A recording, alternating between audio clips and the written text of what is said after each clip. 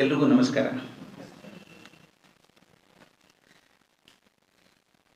ನನ್ನ ಕೆಲಸ ಈ 7 ದಿವಸದಲ್ಲಿ ಬನ್ನಂಜಿಯವರ ಗ್ರಂಥ ಪರಿಚಯ ಅಂತ ಇತ್ತು. ಎಲ್ಲ ಗ್ರಂಥಗಳನ್ನು ಪರಿಚಯ ಮಾಡೋದು 7 ದಿವಸದಲ್ಲಿ ಸಾಧ್ಯ ಇಲ್ಲ. ಕೆಲವು ಗ್ರಂಥಗಳನ್ನು ಪರಿಚಯ ಮಾಡೋದು ಅಂತ,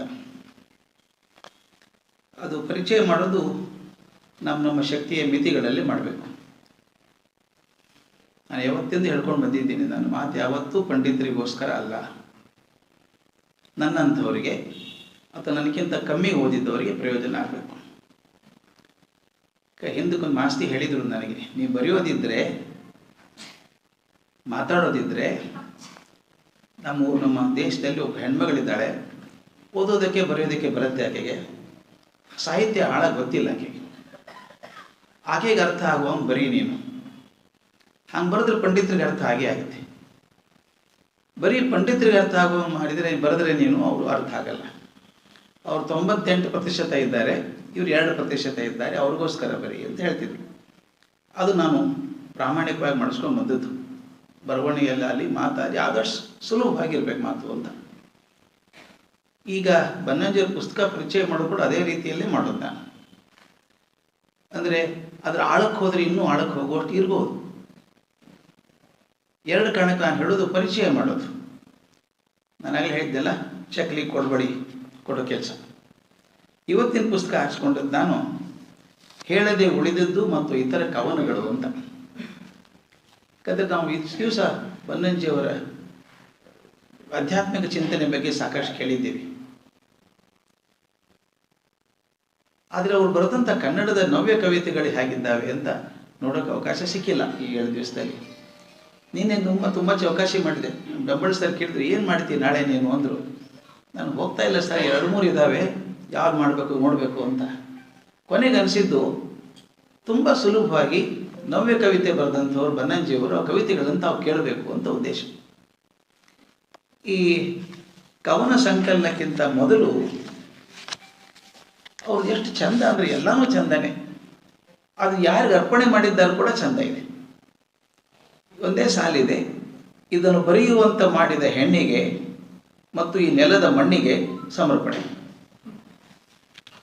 ಇದನ್ನು ಬರೆಯುವಂತ ಮಾಡಿದ ಹೆಣ್ಣಿಗೆ ಮತ್ತು ನೆಲದ ಮಣ್ಣಿಗೆ ಸಮರ್ಪಣೆ ಅಂತ.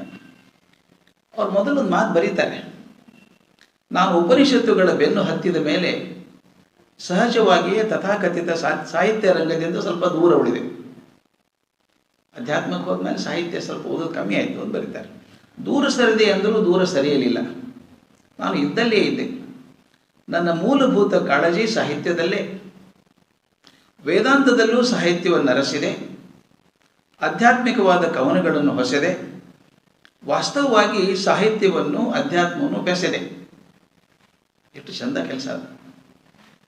ಯಾರು ಹೇಳಿದರು ಸಾಹಿತ್ಯ ಬೇರೆ ಅಧ್ಯಾತ್ಮ ಬೇರೆ ಎಂದು? ಈ ಭ್ರಮೆಯಿಂದ ಸಾಹಿತ್ಯಕ್ಕೂ ಅನ್ಯಾಯವಾಗಿದೆ, ಅಧ್ಯಾತ್ಮಕ್ಕೂ ಅನ್ಯಾಯವಾಗಿದೆ. ನನ್ನ ನಿಲುವನ್ನು ಸ್ಫುಟಪಡಿಸಲೆಂದೇ ನಾನು ಸೆಕ್ಸಾಸಫಿ ಎಂಬ ಪದವನ್ನು ಸೃಷ್ಟಿಸಿಕೊಂಡೆ. ಸೆಕ್ಸಾಲಜಿ ಮತ್ತು ಫಿಲಾಸಫಿ ಎರಡನ್ನು ಸೇರಿಸಿ ಸೆಕ್ಸಾಸಫಿ ಎಂಬ ಪದವನ್ನು ಸೃಷ್ಟಿಸಿಕೊಂಡೆ. ಶೃಂಗಾರವಿಲ್ಲದ ಅಧ್ಯಾತ್ಮ ಅಧ್ಯಾತ್ಮ ಅಲ್ಲ, ಅಧ್ಯಾತ್ಮವಿಲ್ಲದ ಶೃಂಗಾರವಲ್ಲ. ನಮಗೆ ಡಾಕ್ಟರ್ ಟಿ.ಎಸ್. ಕೃಷ್ಣಮೂರ್ತಿ ಅಂತ ಇದ್ದರು ನಮ್ಮ ಜೊತೆಗೆ.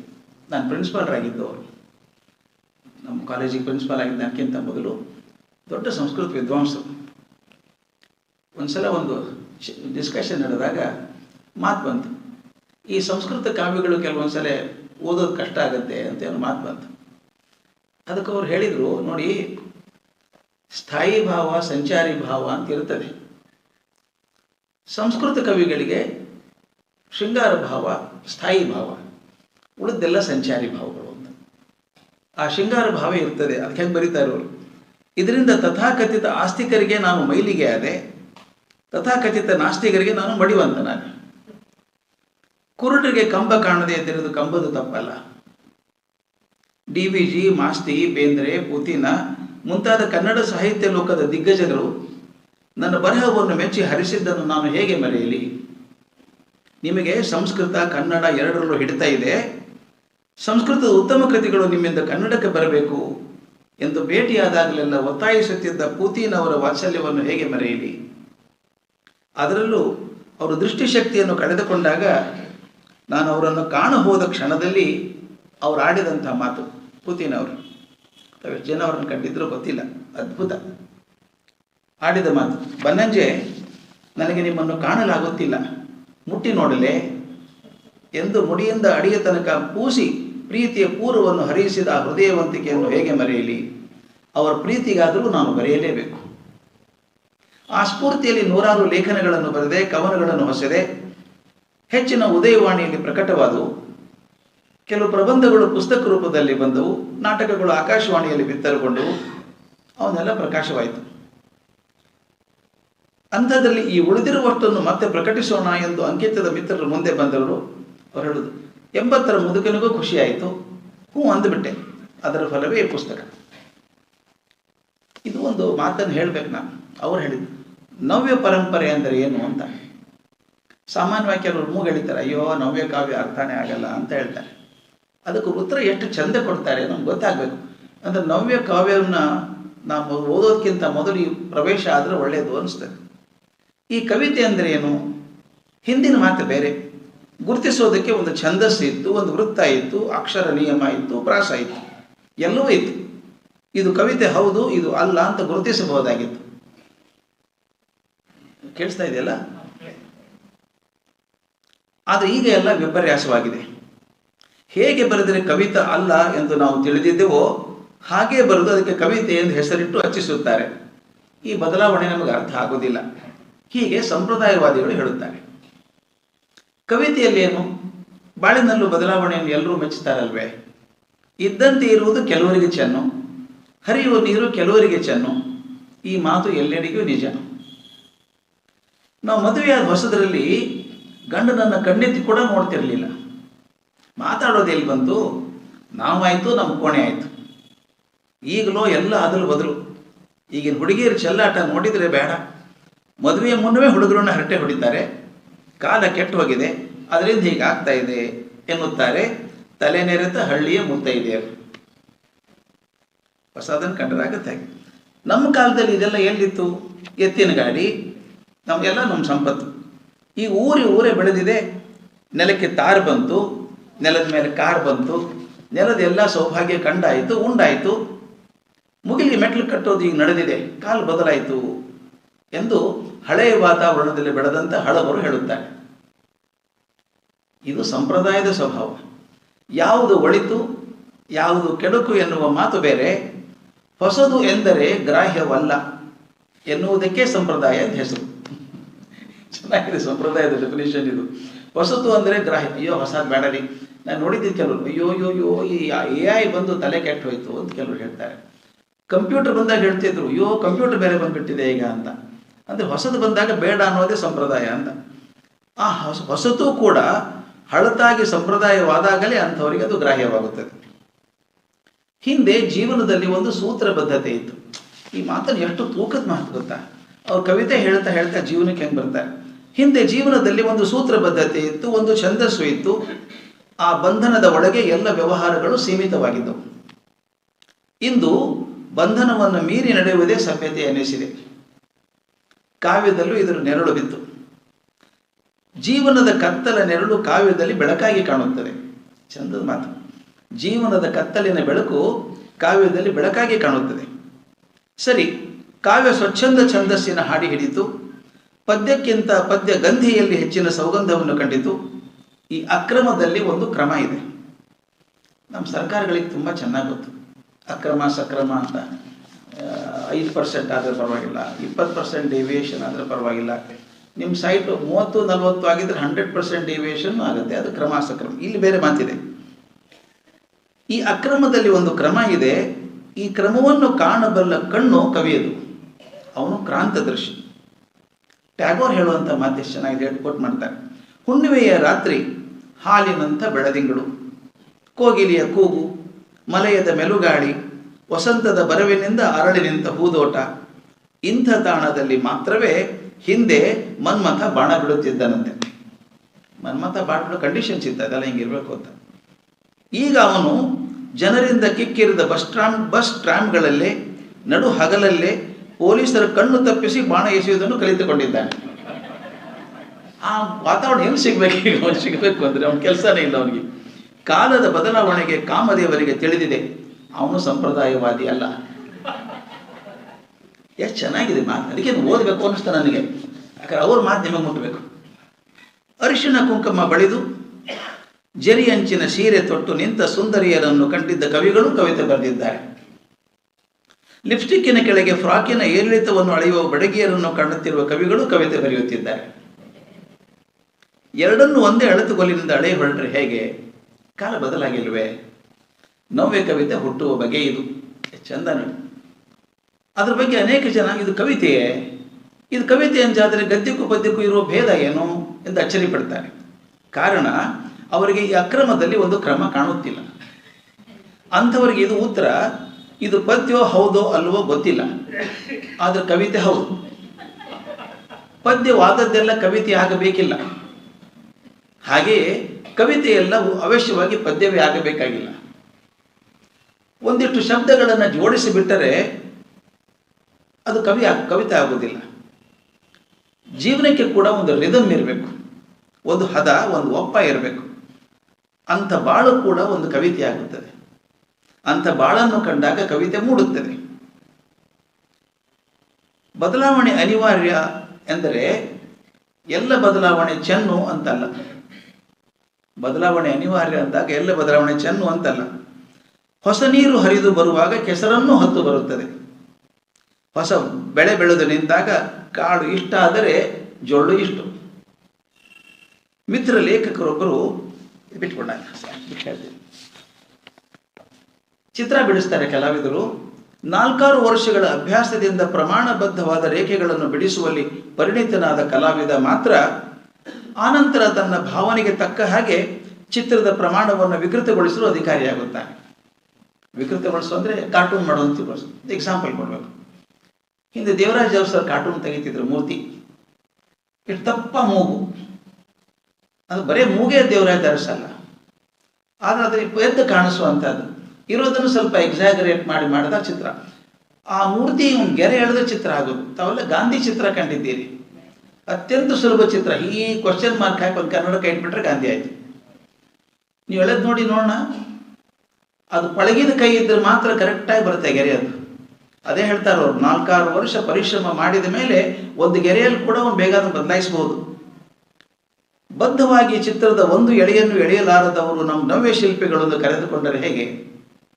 ಛಂದಸ್ಸು ಎಲ್ಲಿ ಏಕೆ ಬೇಕು, ಯಾವ ಪಂಕ್ತಿಯಲ್ಲಿ ಯಾಕಾಗಿ ಅದನ್ನು ವಿಕೃತಗೊಳಿಸಬೇಕು ಎನ್ನುವುದನ್ನು ಅರಿಯದೆ ಮೊಟಕು ಪಂಕ್ತಿಗಳನ್ನು ಬರೆಯುವವರನ್ನು ನವ್ಯ ಕವಿಗಳು ಎಂದು ಕರೆದುಕೊಂಡರೆ ಹೇಗೆ?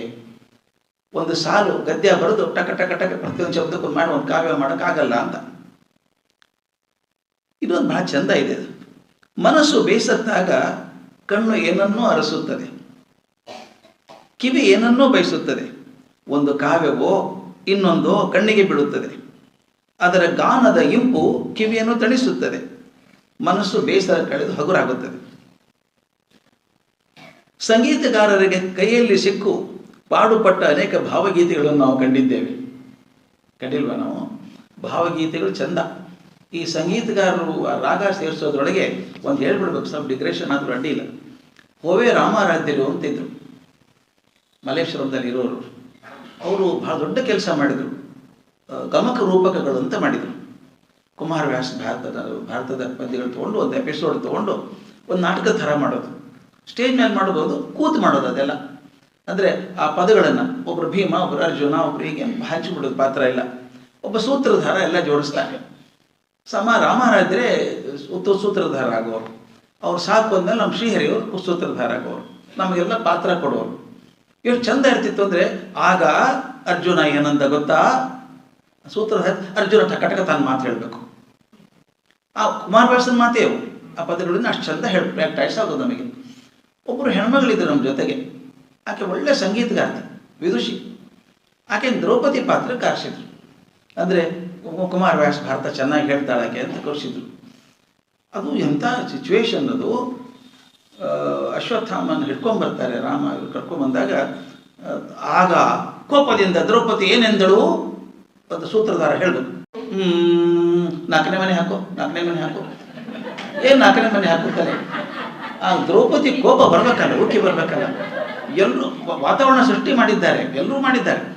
ಆಗ ದ್ರೌಪದಿ ಏನೆಂದಳು ಅಂತಂದು ಕೈ ಮಾಡಿ ಕೂತ್ರಕ್ಕೆ ನಾಲ್ಕನೇ ಮನೆ ಹಾಕೋ ಸರಿ ಬರಲಿಲ್ಲ, ಹೋಗೇ ಬಿಡುತ್ತಲ್ಲ ಪೂರ್ತಿ ಅದು. ಅದಕ್ಕೆ ಹೇಳ್ತಿದ್ರು ಅವರು, ನೋಡಮ್ಮ ತಾಯಿ, ನಿನ್ನ ಸಂಗೀತ ಬೇಡ, ದ್ರೌಪದಿ ಬೇಕು, ಇಲ್ಲಿ ಸಂಗೀತ ಬೇಡ, ದ್ರೌಪದಿ ಬೇಕು ಅನ್ನೋದು. ಇದು ಬಹಳ ಮುಖ್ಯ. ಇದು ಎಷ್ಟು ಚಂದ ಅದು. ಈ ನವ್ಯ ಪರಂಪರೆಯ ತಂತ್ರ ಏನು ಅಂತ, ಯಾವ ಪಂಚಾಂಗದ ಮೇಲೆ ಇದು ನಿಂತಿದೆ? ಈ ಪರಂಪರೆ ಹೊಸತು, ಹೌದು, ತಂತ್ರ ಹೊಸತಲ್ಲ. ಹೇಳ್ತಾರೆ, ಎಷ್ಟು ಚಂದ ಹೇಳ್ತಾರೆ ಮಾತದು. ನನಗೆ ಒಂದು ಮಾತನ್ನು ಹೇಳಬೇಕಾದದ್ದನ್ನು ಸ್ವಲ್ಪ ಬದಲಾವಣೆ ಮಾಡಿ ಹೇಳಿದ್ರೆ ಕಾವ್ಯ ಆಗ್ತದೆ ಅಂತ. ಕಣ್ಣು ತೆರೆಯಿತು, ಕಮಲ ಅರಳಿತು ಎಂದರೆ ಆಡುವ ಮಾತಾಯಿತು. ಎಲ್ಲರೂ ಹಾಗೆ ಹೇಳ್ತಾನೆ, ಕಣ್ಣು ತೆರೆಯಿತು, ಕಮಲ ಅರಳಿತು, ಇದು ಆಡುವ ಮಾತಾಯಿತು. ಕವಿತೆಗೆ ಅದು ಬೇಸರ. ಕಣ್ಣು ಅರಳಿತು, ಕಮಲ ಕಣ್ಣು ಬಿಟ್ಟಿತು ಅನ್ನಬೇಕು. ಎಷ್ಟು ಚೆನ್ನಾಗಿದೆ. ಕಣ್ಣು ಅರಳಿತು, ಕಮಲ ಅರಳಬೇಕು. ಮೊದಲಿದ್ದು ಬರೆದಿದ್ದು ಕಣ್ಣು ಅರಳಿತು, ಕಣ್ಣು ತೆರೆಯಿತು, ಕಮಲ ಅರಳಿತು ಅಂತಿದ್ದದ್ದು. ಅದು ಬದಲಾಯಿಸಿಕೊಂಡು ಕಣ್ಣು ಅರಳಿತು, ಕಮಲ ಕಣ್ಣು ಬಿಟ್ಟಿತು ಎಂದಾಗಲೇ ಕವಿಗೆ ತೃಪ್ತಿ. ಕಾವ್ಯ ಕಾವ್ಯವಾಗಿರುವುದು ಈ ಗುಣದಿಂದಲೇ. ಈ ಸುಳ್ಳು ಮಾತಿನ ಚಮತ್ಕಾರದಲ್ಲಿ ಕವಿಯ ಪ್ರತಿಭೆ ಇದೆ, ಕಾವ್ಯದ ಸೊಬಗು ಅಡಗಿದೆ. ಇದು ನಾನು ಹೇಳಬೇಕು, ಎಷ್ಟು ಕಡೆ ಅದ್ಭುತವಾಗಿ ಬರುತ್ತೆ ಅಂದರೆ I don't know whether I can do that. ಇದನ್ನು ಐ ಡೋಂಟ್ ಪ್ಲೇ ಇಟ್.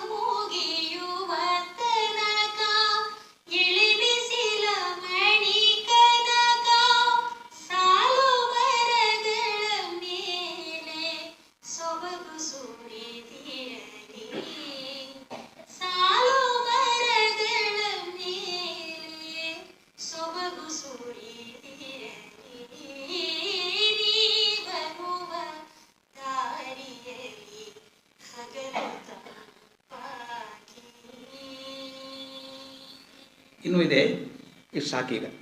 ಯಾಕೆ ಹಾಡಿದೆ ಅಂದರೆ ಇದು ಯಾವುದೂ ವಾದ್ಯ ಇಲ್ಲದೇನೆ, ಜೊತೆ ಯಾವುದೂ ವಾದ್ಯ ಇಲ್ಲದೆ ಹಾಡಿದಂಥದ್ದು ಇದು. ಇದ್ರ ಬಗ್ಗೆ ಯಾವಾಗಲೂ ಸಿಕ್ಕಾಗ ಹೇಳ್ತೀನಿ. ಇದು ನರಸಿಂಹಸ್ವಾಮಿ ಕಣ್ಣಲ್ಲೇ ನೀರು ತರಿಸಿದಂಥ ಹಾಡಿದ್ದು. ಆ ಹುಡುಗಿ ಅಲ್ಲಿ ಹಾಡಿಲ್ಲ, ಅವ್ರ ಮುಂದೆ ಹಾಡಿದ್ದದನ್ನು. ಇದು ನೋಡಿ ಎಷ್ಟು ಚೆನ್ನಾಗಿದೆ. ಬಿಸಿಲು ಅಂದರೆ ಸೆಕೆ ಆಗಬೇಕು, ರಾತ್ರಿ ತಂಪಾಗಬೇಕು.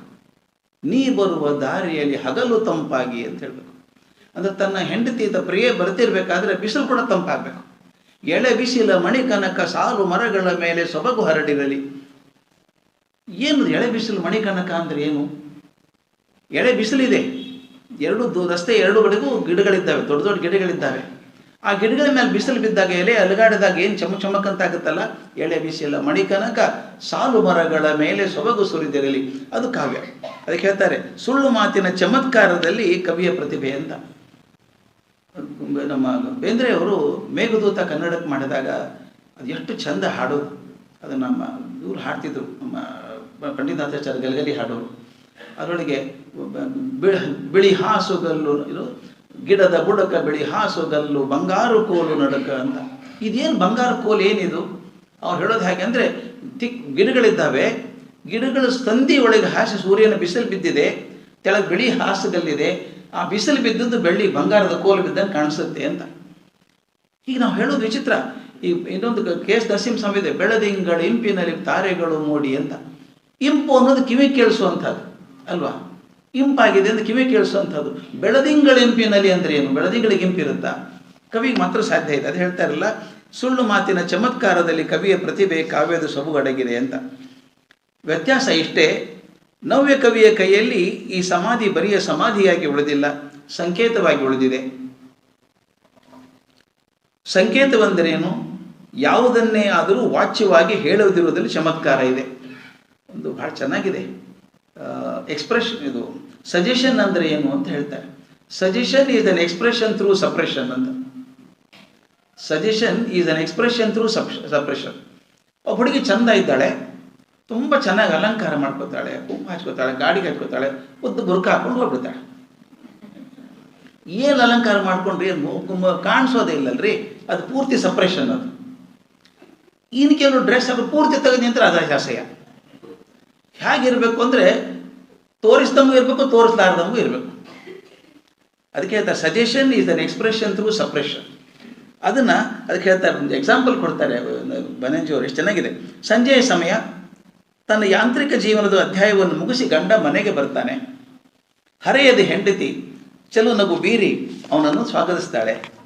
ಈ ಮುಗುಳು ನಗುವಿನ ಹಿಂದೆ ಇಡೀ ಜೀವನದ ದೊಡ್ಡ ಧ್ವನಿ ಇದೆ. ಇದಕ್ಕಿಂತ ದೊಡ್ಡ ಧ್ವನಿ ಕಾವ್ಯವನ್ನು ಯಾವ ಕವಿಯೂ ಸೃಷ್ಟಿಸಿಲ್ಲ. 100 ಮಾತುಗಳು ಹೇಳದ ಯಾವುದೋ ಒಂದು ಸುದ್ದಿ ಆ ನಗುವಿನಲ್ಲಿ ಬರೆದಿರುತ್ತದೆ. ಪ್ರಕೃತಿದತ್ತವಾದ ಸಂಕೇತ. ಹೊಸದಾಗಿ ಕೈ ಹಿಡಿದ ಹೆಣ್ಣು ಕಲಿತಾಗ ಮಾತಿಗೇನು ದಾರಿದ್ರ್ಯ? ಹೆಣ್ಣು ಕೇಳುತ್ತಾಳೆ, ಇವತ್ತು ಸಿನಿಮಾಕ್ಕೆ ಹೋಗೋಣವೆ? ಹೆಂಡತಿ ಕೇಳ್ತಾಳೆ. ಗಂಡು ಬೇಕು ಬೇಡಗಳ ತೊಯ್ದಾಟದಲ್ಲಿ ಇದ್ದಾನೆ. ಹೋಗೋಣ ಬೇಡ ಅಂತಿದ್ದಾನೆ. ಅಷ್ಟರಲ್ಲಿ ಅತ್ತೆ ಬರ್ತಾಳೆ. ಅತ್ತೆ ಬರೋದೇ ಅವಾಗ. ಒಂದು ಕೇಳ್ತಾಳೆ, ಏನು ಮಗಳೇ, ಏನು ಕತೆ ನಡೆದಿದೆ ಅಂತ ಕೇಳ್ತಾಳೆ. ಸೊಸೆ ಕೂಡಲೇ ಉತ್ತರ ಕೊಡ್ತಾಳೆ, ಅವರು ಸಿನಿಮಾಕ್ಕೆ ಹೋಗೋಣ ಅಂತ ಹಠ ಹಿಡಿತಿದ್ದಾರೆ. ಅತ್ತೆಮ್ಮನವ್ರ ಒಪ್ಪಿಗೆ ಅಂತ ನಾನು ಸಿನಿಮಾಕ್ಕೂ ಬರೋದಿಲ್ಲ, ನಾಟಕಕ್ಕೂ ಬರೋದಿಲ್ಲ ಅಂತ.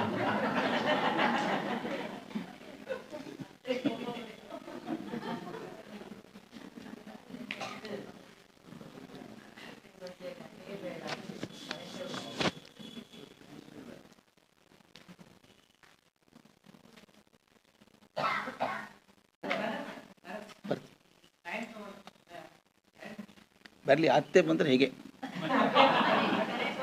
ಮೈಕ್ ಕೂಡ ನಿಂತು ಹೋಗುತ್ತೆ ಅಂತ. ಅದೇ ಆ ಹೊತ್ತಿಗೆ ಅತ್ತೆ ಬರಬೇಕು, ಬಂದಾಗ ನಿಂತು ಹೋಗುತ್ತೆ. ಹಾಂ, ಸೊಸೆ ಕೂಡಲು ಉತ್ತರಿಸುತ್ತಾಳೆ, ಅವರು ಸಿನಿಮಾಕ್ಕೆ ಹೋಗೋಣ ಅಂತ ಹಠ ಹಿಡಿತಿದ್ದಾರತ್ತೆ. ಅತ್ತೆಮ್ಮನವ್ರ ಒಪ್ಪಿಗೆ ಅಂತ ನಾನು ಸಿನಿಮಾಕ್ಕೂ ಬರೋದಿಲ್ಲ, ನಾಟಕಕ್ಕೂ ಬರೋದಿಲ್ಲ ಎಂದು ನಾನಂದೆ. ಸೊಸೆಯ ಸೌಜನ್ಯಕ್ಕೆ ಅತ್ತೆ ಮರುಳಾಗುತ್ತಾರೆ. ಪರಿಣಾಮ ಅವಳೇ ಒತ್ತಾಯದಿಂದ ಮಗನನ್ನು ಸೊಸೆಯನ್ನು ಸಿನಿಮಾಕ್ಕೆ ಕಳಿಸ್ತಾಳೆ. ಇದು ದಿನವೂ ಜೀವನದಲ್ಲಿ ಹೆಣ್ಣು ನಿರ್ಮಿಸುತ್ತಿರುವ ಕಾವ್ಯ. ಇಲ್ಲಿ ಹೆಣ್ಣು ಗೆದ್ದದ್ದು ಸುಳ್ಳಿನ ಕಂತೆಯ ಸಂಕೇತದಿಂದ. ಎಷ್ಟು ಚಂದ ಮಾತು ನೋಡಿ. ಹೀಗಾಗಿದ್ದಾಗ ಬರೆಯೋದೇನೋ ಬರೀತಾರೆ, 4 ಜನಕ್ಕೆ ಅರ್ಥ ಆಗುವಂಗೆ ಬರೀಬಾರ್ದಾ ಅಂತಾರೆ ನಮಗೆ ಓದಿದವರು. ಕಣ್ಣಿಡಿ ಹಿಡಿದು ನೋಡು ಅಂದರೆ ಮೋರೆ ಕಾಣುತ್ತೆ. ಮಣ್ಣಿನ ಮುದ್ದೆ ಹಿಡಿದ್ರೆ ಏನು ಕಾಣುತ್ತೆ? ಮಣ್ಣು. ಯಾರಿಗೂ ಅರ್ಥವಾಗದ ಧ್ವನಿಯಲ್ಲಿ ಏನು ಸೊಗಸು? ಈ ಓದುಗರ ಆಕ್ಷೇಪ ಪ್ರಾಮಾಣಿಕವಾಗಿದೆ. ಅರ್ಥವಾಗಲಿಲ್ಲ ಅನ್ನೋದರಿಂದಲೇ ಸೊಗಸಾಗಿದೆ ಎಂದು ಬಾಯಿ ಚಪ್ಪುವವರಿಂದ ಇಂಥವರು ಮೇಲೆ. ಬೇಂದ್ರೆ ಹೇಳ್ತಾರೆ, ನಾನು ನನ್ನ ಕವಿತೆಗೆ ಇಷ್ಟು ಮಾತ್ರವೇ ಅರ್ಥವಾಗಬೇಕೆಂದು ತಲೆಪಟ್ಟಿ ಹಾಕಿರುವುದಿಲ್ಲ. ಕ್ರಾಸ್ವರ್ಡ್ಗಳಂತೆ ಅವಕ್ಕೆ ನಿರ್ದಿಷ್ಟ ಉತ್ತರವೂ ಇಲ್ಲ. ನನ್ನ ಕವಿತೆ ಓದುವಾಗ ಯಾರಿಗೆ ಏನು ಅರ್ಥ ಹೊಳೆಯಿತು ಅದು ಎಲ್ಲವೂ ನನ್ನ ಕವಿತೆಯ ಅರ್ಥ. ನಿನ್ನೆ ನಾನು ಹೇಳಿದ್ದೆ ಅದ್ರ ಬಗ್ಗೆ. ಈ ಪುಸ್ತಕವನ್ನು ಕುರಿತು ಹೇಳ್ತಾರೆ, ಇದನ್ನು ಬರೆದಿದ್ದೇನೆ ನಾನು, ಹೊಸ ಕವಿತೆಗಳನ್ನು ಸೇರಿಸಿದ್ದೇನೆ, ಅದು ಹೇಗಿದ್ದಾವೆ ಅಂತ ನೀವು ಓದಿ ಹೇಳಬೇಕು ಅಂತಾರೆ. ಅಲ್ಲಿಗೆ ನಿಲ್ಲಿಸ್ತೇನೆ ಪರಿಚಯದ. ಇನ್ನು ಅವ್ರ ಕವನಗಳನ್ನು ನಾನು ಭಾಳ ವಿಮರ್ಶೆ ಮಾಡೋಕ್ಕೆ ಹೋಗಲ್ಲ, ಬೇಕಿಲ್ಲ. ನೀವು ಓದಿ, ನಿಮಗೆ ಅರ್ಥ ಆಗುತ್ತೆ. ತುಂಬ ಚೆನ್ನಾಗಿರೋದು. ಈ ಓದಿದಲ್ಲಿ ನಿಮಗೆ 2-3 ಅರ್ಥ ಹಾಕೊಂಡ್ರೆ ನೀವು ಪುಣ್ಯವಂತರು. 2-3 ಅರ್ಥ ಆಗಬೇಕು ನಿಮಗೆ. ಮಧ್ಯದ ಕವನ, ನಾನು 11 ಗಂಟೆವರೆಗೂ ಕವನ ಹೇಳ್ತೇನೆ. ಯಾರು ಹಿತವರು ನಿನಗೆ ಈ ಇಬ್ಬರೊಳಗೆ ಅಂತ ಪ್ರಸಿದ್ಧವಾದದ್ದು. ಯಾರು ಹಿತವರು ನಿಮಗೆ ಈ ಮೂವರೊಳಗೆ ಅಂತಿದ್ದದನ್ನು ಇಬ್ಬರೊಳಗೆ ಮಾಡಿದ್ದಾರೆ, ಒಬ್ಬರನ್ನು ತೆಗೆದು ಹಾಕಿದ್ದಾರೆ. ಕೈ ತೊಳೆದುಕೊಂಡು ಬಾ, ಆದಷ್ಟು ನಿಧಾನಕ್ಕೆ ಓದ್ತೇನೆ ಕವನ ಹೇಗಿದೆ ನೋಡಿ. ಕೈ ತೊಳೆದುಕೊಂಡು ಬಾ ಅಂದರೆ ದಾರಿ ಎರೆದು ಕೊಡುತ್ತೇನೆ ಒಂದು ಚೊಕ್ಕ ಕವಿತೆಯನ್ನು. ದಾರಿ ಎರೆದು ಕೊಡೋದು ಹುಡುಗಿನಲ್ಲ, ಒಂದು ಕವಿತೆಯನ್ನು. ಇಲ್ಲ ಅಂದರೆ ದೂರ ನಿಲ್ಲು, ಮುಟ್ಟಿಗಿಟ್ಟಿಯ. ಇನ್ನು ಪುರುಷ ಸ್ಪರ್ಶದ ಅನುಭವ ಅದಕ್ಕಿಲ್ಲ. ನಿನ್ನ ಆದರ ಬುದ್ಧಿಯಲ್ಲಿ ಕಣ್ಣಿನಲ್ಲಿ ಕಂಡಾಗ ಅದರ ಎದೆ ತುಂಬ ಒಳಗೊಳಗೆ ಕಳವಳ. ಆದರೂ ಪೇಟೆಯಲ್ಲಿ ಬೆಳೆದಂಥ ಹುಡುಗಿ ಎದೆ ಸೆಟೆದು ನಿಂತು ನಿನ್ನ ಪಾಟಿ ಸವಾಲನ್ನು ಎದುರಿಸುವ ತಾಕತ್ತು ಅದಕ್ಕೆ ಗೊತ್ತು. ಮುಖ ತುಂಬ ಅರಿಶಿಣ ಬಳಿದು, ತಲೆ ತುಂಬ ಸೀರೆ ಎಳೆದು, ಬುರುಕಿ ಒಳಗೆ ಮರಿಯಾಗುವ ಮೋರೆ ಅದಲ್ಲ. ನೀನು ಕೆಕ್ಕರಿಸಿ ನೋಡಬಹುದು, ಒಕ್ಕರಿಸಿ ಮಾತಾಡಬಹುದು, ಆದರೂ ಅದರ ರೇಖಾಚಿತ್ರವನ್ನು ಮನದಲ್ಲೇ ಬೆರಳಲ್ಲೇ ಬೆಳೆಸಿ ಒಳಗೊಳಗೆ ಮೆಚ್ಚಿಸುವ ಅರ್ಥವಾಗದ ಯಾವುದೋ ಒಂದು ಸ್ವಂತದ ಸಂಗತಿಗಾಗಿ ನೀನು ತಲೆದೂಗಿಸುವ ಧೈರ್ಯ ಈ ಹುಡುಗಿಗುಂಟು. ಹುಡುಗಿ ಅಂದರೆ ಕವನ ಅಂತ ತಿಳ್ಕೊಬೇಕು, ಕಾವ್ಯ. ನೀನು ಹೇಗೆ ಹುಡುಕ್ತೀಯ ಅದನ್ನು? ಇನ್ನೊಂದಿದೆ, ಈಗ ಸಂಪ್ರದಾಯ ಅಂತ ಹೇಳಿದ್ನಲ್ಲ, ಹಳೆ ಕಾಲದ ಈಗದು ಎಷ್ಟು ಚಂದ ಕಣ್ಮುಂದು ಕೊಡ್ತಾರೆ, ಎರಡು ಚಿತ್ರ ಕೊಡ್ತಾರೆ. ಅಲ್ಲವಾದರೆ ಓ ಇಲ್ಲಿ ಬಾ, ಈಚೆ ಬದಿ ಒಬ್ಬಳಿದ್ದಾಳೆ ನೋಡು, ಒಳಗೆ ಇನ್ನೂ ಒಳಗೆ ಬಾಗಿಲಿನಾಚೆ ಕಿಟಕಿ ಆಚೆ ಪರದೆಯ ಒಳಗೆ ಧರ್ಮಾವರದ ಸೀರೆಯ ಒಳಗೆ ಸೊಂಟಕ್ಕೆ ಡಾಬು ಬಿಗಿದು, ಎದೆ ಮೇಲೆ ಕುಕ್ಕುಸ ಬಿಗಿದು, ದಪ್ಪದ ಮೇದಲೆಯೊಳಗೆ ಯೌವನವನ್ನು ಹೊಗಿದು, ಕಂಠಿ ಚಕ್ರಸರ ಮಿಶ್ರಿ ಪವನುಸರ ಆಸರ ಈಸರ ಹೇಸರ ಕತ್ತೆಯೂ ಹೊರದಷ್ಟು ಹಾರಗಳ ಭಾರವನ್ನು ಕೊರಳಲ್ಲಿ ಹೊತ್ತು ಕಂಕಣ ಕೇಯೂರಾಂಕಿತೆಯಾಗಿ ಕುಂಕುಮ ಶೋಭಿತೆಯಾಗಿ ನಿಂತಿದ್ದಾಳೆ ನೋಡು. ಇದು ಹಳೆಯ ಕವನ ಅಂತ. ಓಲೆ ಭಾಗ್ಯವನ್ನಂತೂ ತೂತು ಕೊರೆದು ಕಿವಿಗೆ ಜೋಡಿಸಿಬಿಟ್ಟಿದ್ದೇನೆ. ಧರ್ಮಾವರದ ಸೀರೆ ಮೈತುಂಬ ಉಡಿಸಿದ್ದೇನೆ.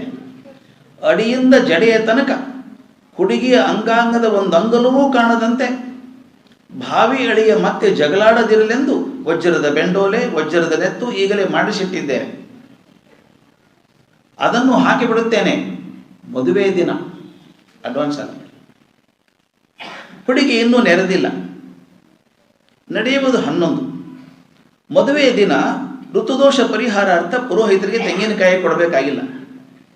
ಹುಡುಗಿ ದೊಡ್ಡವಳು ಆಗದೆ ಹೋದರೆ ಪರಿಹಾರ ಅಂತ ಕಾಯಿ ಕೊಡ್ತಿದ್ದಾರಂತೆ. ಅದಕ್ಕೆ ಹೇಳ್ತಾರೆ, ಏನು ಕೊಡಬೇಕಾಗಿಲ್ಲ ನೀನು.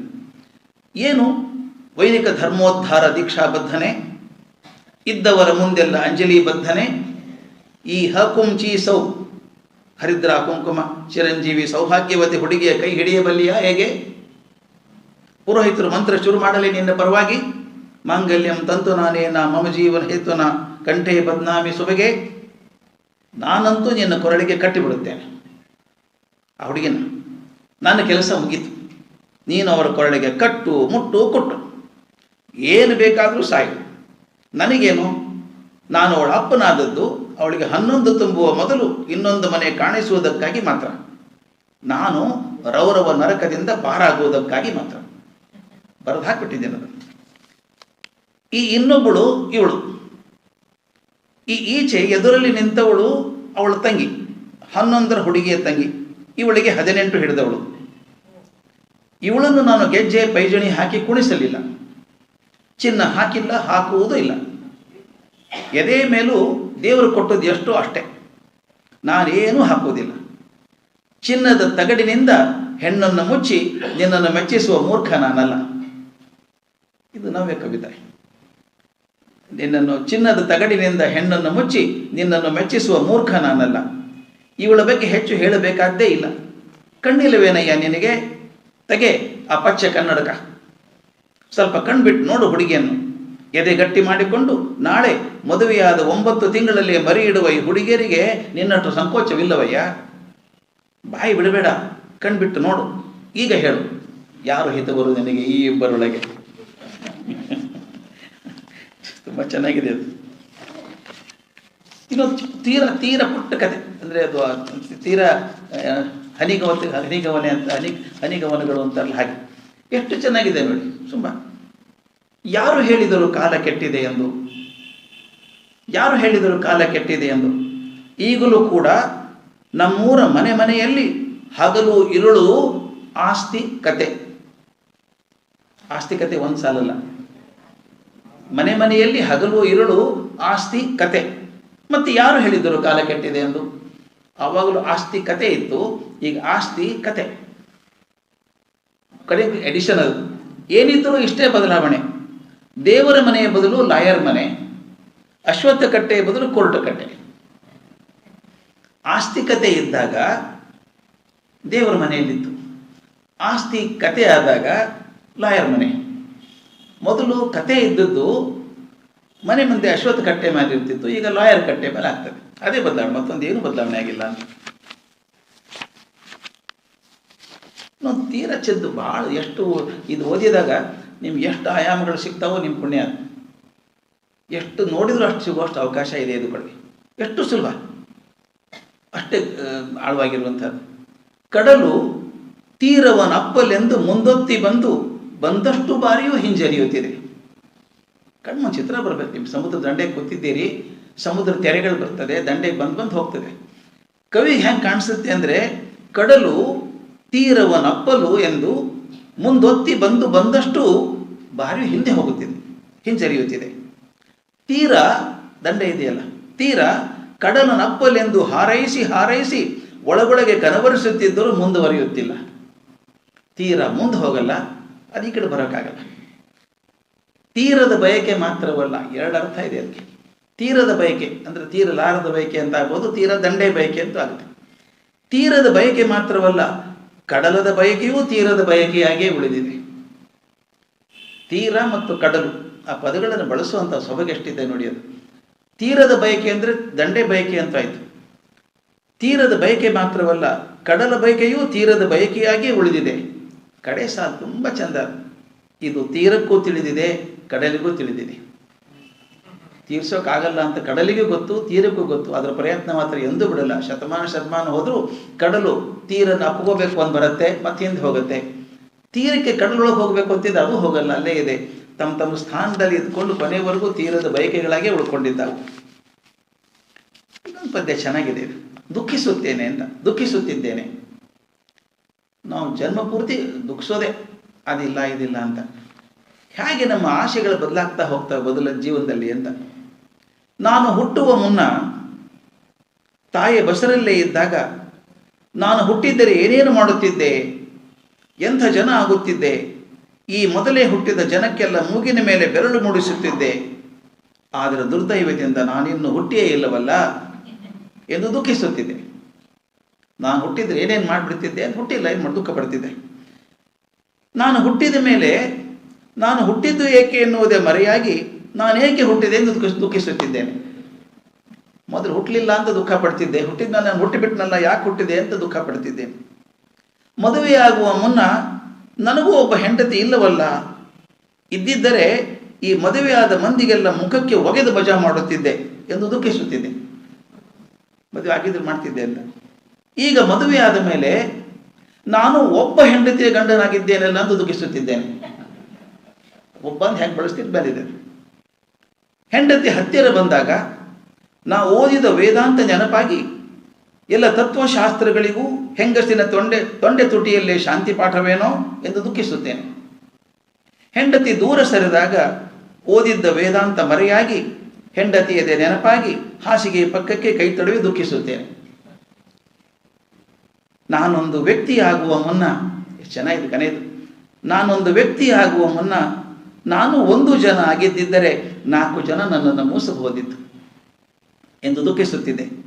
ಈಗ ನಾನೊಂದು ವ್ಯಕ್ತಿ ಅನ್ನಿಸಿದ ಮೇಲೆ ನನ್ನ ಗುರುತೇ ನನಗೆ ಮರೆತು ನಾನಲ್ಲವಾಗಿ ಇನ್ನಾರೋ ಆಗಿ ಆಭಾಸವಾಗಿ ದುಃಖಿಸುತ್ತಿದ್ದೇನೆ. ಇದು ಬಹಳ ಆಳ ಇದೆ. ಇದು ತುಂಬ ಸುಲಭ ಅಲ್ಲ. ಈ ಪದ್ಯ ಇದು ಅದ್ಭುತ ಇದೆ. ನಾನೊಂದು ವ್ಯಕ್ತಿ ಆಗುವ ಮುನ್ನ ನಾನು 1 ಜನ ಆಗಿದ್ದರೆ, ಸಾಮಾನ್ಯನಾಗಿದ್ದರೆ 4 ಜನ ನನ್ನನ್ನು ಮೂಸಬಹುದಾಗಿತ್ತು, ಹತ್ರ ಇರ್ತಿದ್ರು. ನಾನೊಂದು ವ್ಯಕ್ತಿ ಅನ್ನಿಸಿದ ಮೇಲೆ ನನ್ನ ಗುರುತೇ ನನಗೆ ಮರೆತು ನಾನಲ್ಲವಾಗಿ ಇನ್ನಾರು ಆಗಿ ಭಾಸವಾಗಿ ದುಃಖಿಸುತ್ತಿದ್ದೇನೆ. ಇದು ಭ್ರಮೆಗಳು. ಎತ್ತರಕ್ಕೆ ಹೋದ ಹಾಗೆ ನಾನು ನಿಜವಾಗ್ಲೂ ಅದೇನಾ ಅಂತ ಕನ್ನಡಿಯಲ್ಲಿ ನೋಡ್ಕೊಂಡಾಗೂ ಗುರುತು ಸಿಗಲಿಕ್ಕಿಲ್ಲ. ಯಾಕಂದರೆ ನೀವು ಯಾರು ಅನ್ನೋದನ್ನು 10 ಮುಖಗಳು ಬೇರೆ ಬೇರೆ ರೀತಿ ಇಟ್ಬಿಟ್ಟಿದ್ದಾವೆ ನಿಮ್ಮನ್ನು. ನೀವು ಹೀಗೆ ಅಂತ.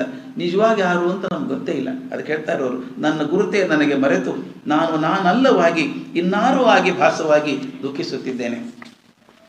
ಇದನ್ನು ನೀವು ಆರಾಮಾಗಿ ಕೂತು ಓದಬೇಕು. ಆವಾಗ ಇನ್ನೂ ಅರ್ಥಗಳು ಹೊಳಿತದೆ. ಈಗ ನಾವಿಲ್ಲೇ ಇದ್ದೀವಿ, ಋಷಿಕೇಶದಲ್ಲಿದ್ದೀವಿ.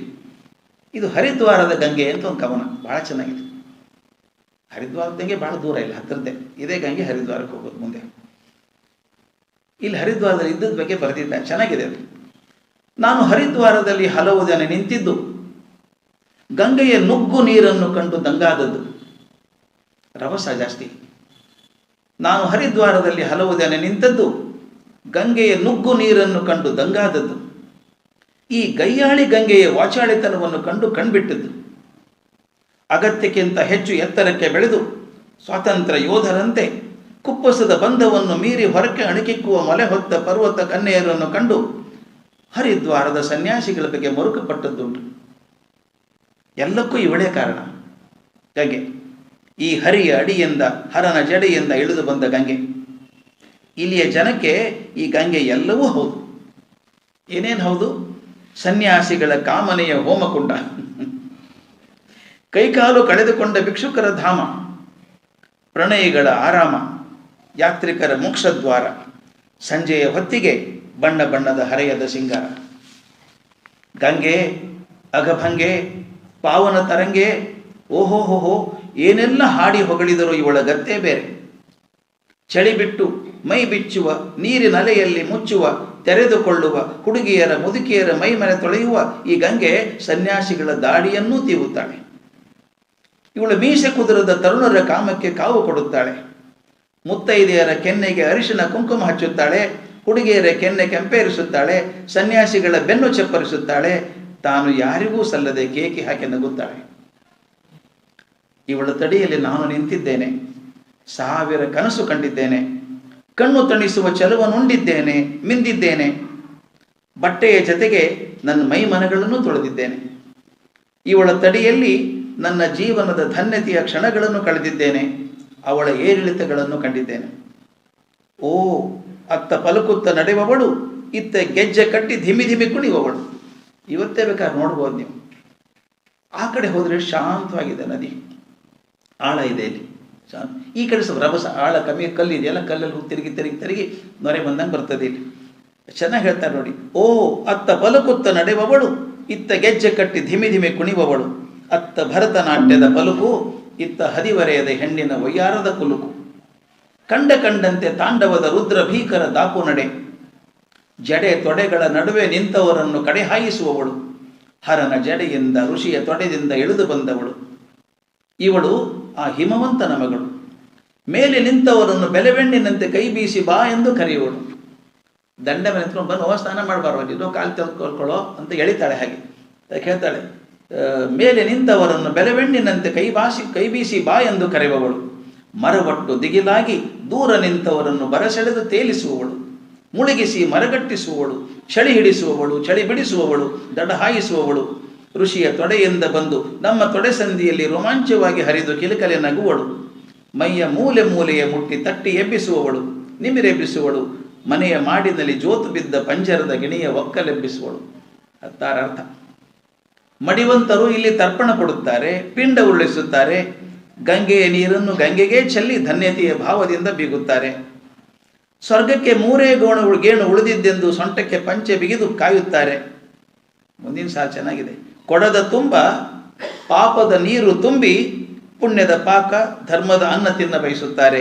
ನರಕದ ದಾರಿಗುಂಟ, ಸ್ವರ್ಗದ ಬಾಗಿಲನ್ನು ವಿಚಾರಿಸುತ್ತಾರೆ.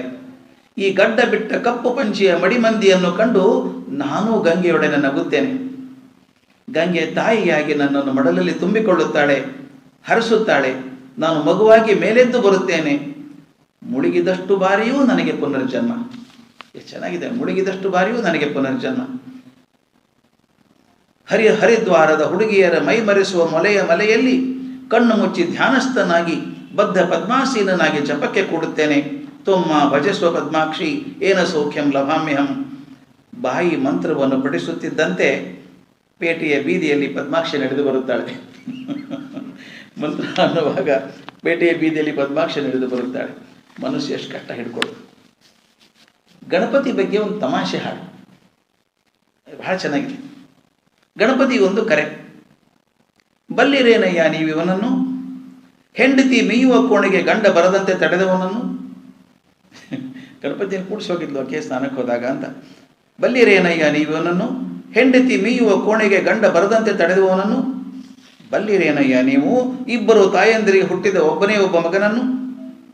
ಬಲ್ಲಿರೇನಯ್ಯ ನೀವು, ಯಾರೋ ನಕ್ಕು ಗೇಲಿ ಮಾಡಿದರೆಂದು ತನ್ನ ಹಲ್ಲನೆ ತಾನು ಮುರಿದು ಕಿತ್ತವನನ್ನು. ಬಲ್ಲಿರೇನಯ್ಯ ನೀವು, ವರ್ಷಕ್ಕೊಮ್ಮೆ ಮನೆಗೆ ಬಂದು ಬಕ್ಕರಿಸಿ ತಿಂದು ತಿಂದದ್ದು ಕರಗದೆ ಕೆರೆ ಬಾವಿಗಳಿಗೆ ರಾತ್ರೋರಾತ್ರಿ ಹಾರಿಕೊಂಡವನನ್ನು ಬಲ್ಲಿರೇನಯ್ಯ ನೀವು? ಭಕ್ತರ ಬಗೆ ಬಗೆಯ ಭಕ್ಷ್ಯ ಭಕ್ಷೀಸಿಗೆ ತನ್ನನ್ನೇ ತಾನು ಮಾರಿಕೊಂಡವನನ್ನು ಬಲ್ಲಿರೇನಯ್ಯ ನೀವು? ತನ್ನ ಬೊಜ್ಜು ಗುಜ್ಜಾರಿ ಮೈಯ ಹೊರೆಯನ್ನು ಚಿಕ್ಕಿಲಿಯ ಮೇಲಿಳಿಸಿ ನಿಮ್ಮ ಒಳಮನೆಯ ಕುತ್ತಂಟದಿಂದ ಇಳಿದು ಬಂದವನನ್ನು ಬಲ್ಲಿರೇನಯ್ಯ ನೀವು? ನನ್ನ ತೇರುಗಳ ನಿಮ್ಮ ಗೋಡವನಿಗೆ ಲಗ್ಗೆ ಹೊಡೆಸಿ ತನ್ನ ತೇರುಗಳ ನಿಮ್ಮ ಗೋಡವನಿಗೆ ಲಗ್ಗೆ ಹೊಡೆಸಿ ನಿಮ್ಮ ತುತ್ತಿನ ಚೀಲಕ್ಕೆ ತೂತು ಕೊರೆದವನನ್ನು ಬಲ್ಲಿರೇನಯ್ಯ ನೀವು? ಇಬ್ಬರು ಹೆಂಡಂದರನ್ನು ತೊಡೆಯ ಮೇಲೆ ಇರಿಸಿ ಗಪ್ಪ ಹೊಡೆದರೂ ಅಪ್ಪನಾಗದವನನ್ನು ಅಪ್ಪ ಆಗಲಿಲ್ಲ. ಬಳಿರೆ ಮಜ ಭಾಪು ತನ್ನಿರುವ ಮತಾಪು ಹಚ್ಚಿ ಸಿಹಿ ಸಂಕರೆ ನಮ್ಮಕ್ಕರೆಯ ಗಂಪು ಗಣಪನಲ್ಲವೇ ಇವನು? ಹೆಗ್ಗಣದ ಮೇಲೇರಿ ಬರುವ ಹೆಗ್ಗಣಪನಲ್ಲವೇ ಹೆಗ್ಗಣಪನಲ್ಲವೇ ಇವನು? ಮಖಣ ಮೋರಿಯ ಬಕಣ ಬಾಯಿಯ ಟೊಣಪನಲ್ಲವೇ ಇವನು? ಇವನ ಮೊರಗಿವಿಯೊಳಗೆ ನಮ್ಮ ಬಯಕೆಯನ್ನೆಲ್ಲ ಅರೆದು ಸುರಿಯುವವರು ನಾವು. ನಮಗೆ ಗೊತ್ತಿಲ್ಲವೇ ಇವನು ಸುರ್ಪ? ಓಹೋಯ್ ಕವಿಗಳೇ, ಕಂಡಿಲ್ಲವೇನಯ್ಯ ನೀವು? ಇವನು ಹೊಟ್ಟೆಗೆ ಬಿಗಿದಿರುವ ಜಟ್ಟಿಪಟ್ಟಿಯ ಸರ್ಪ.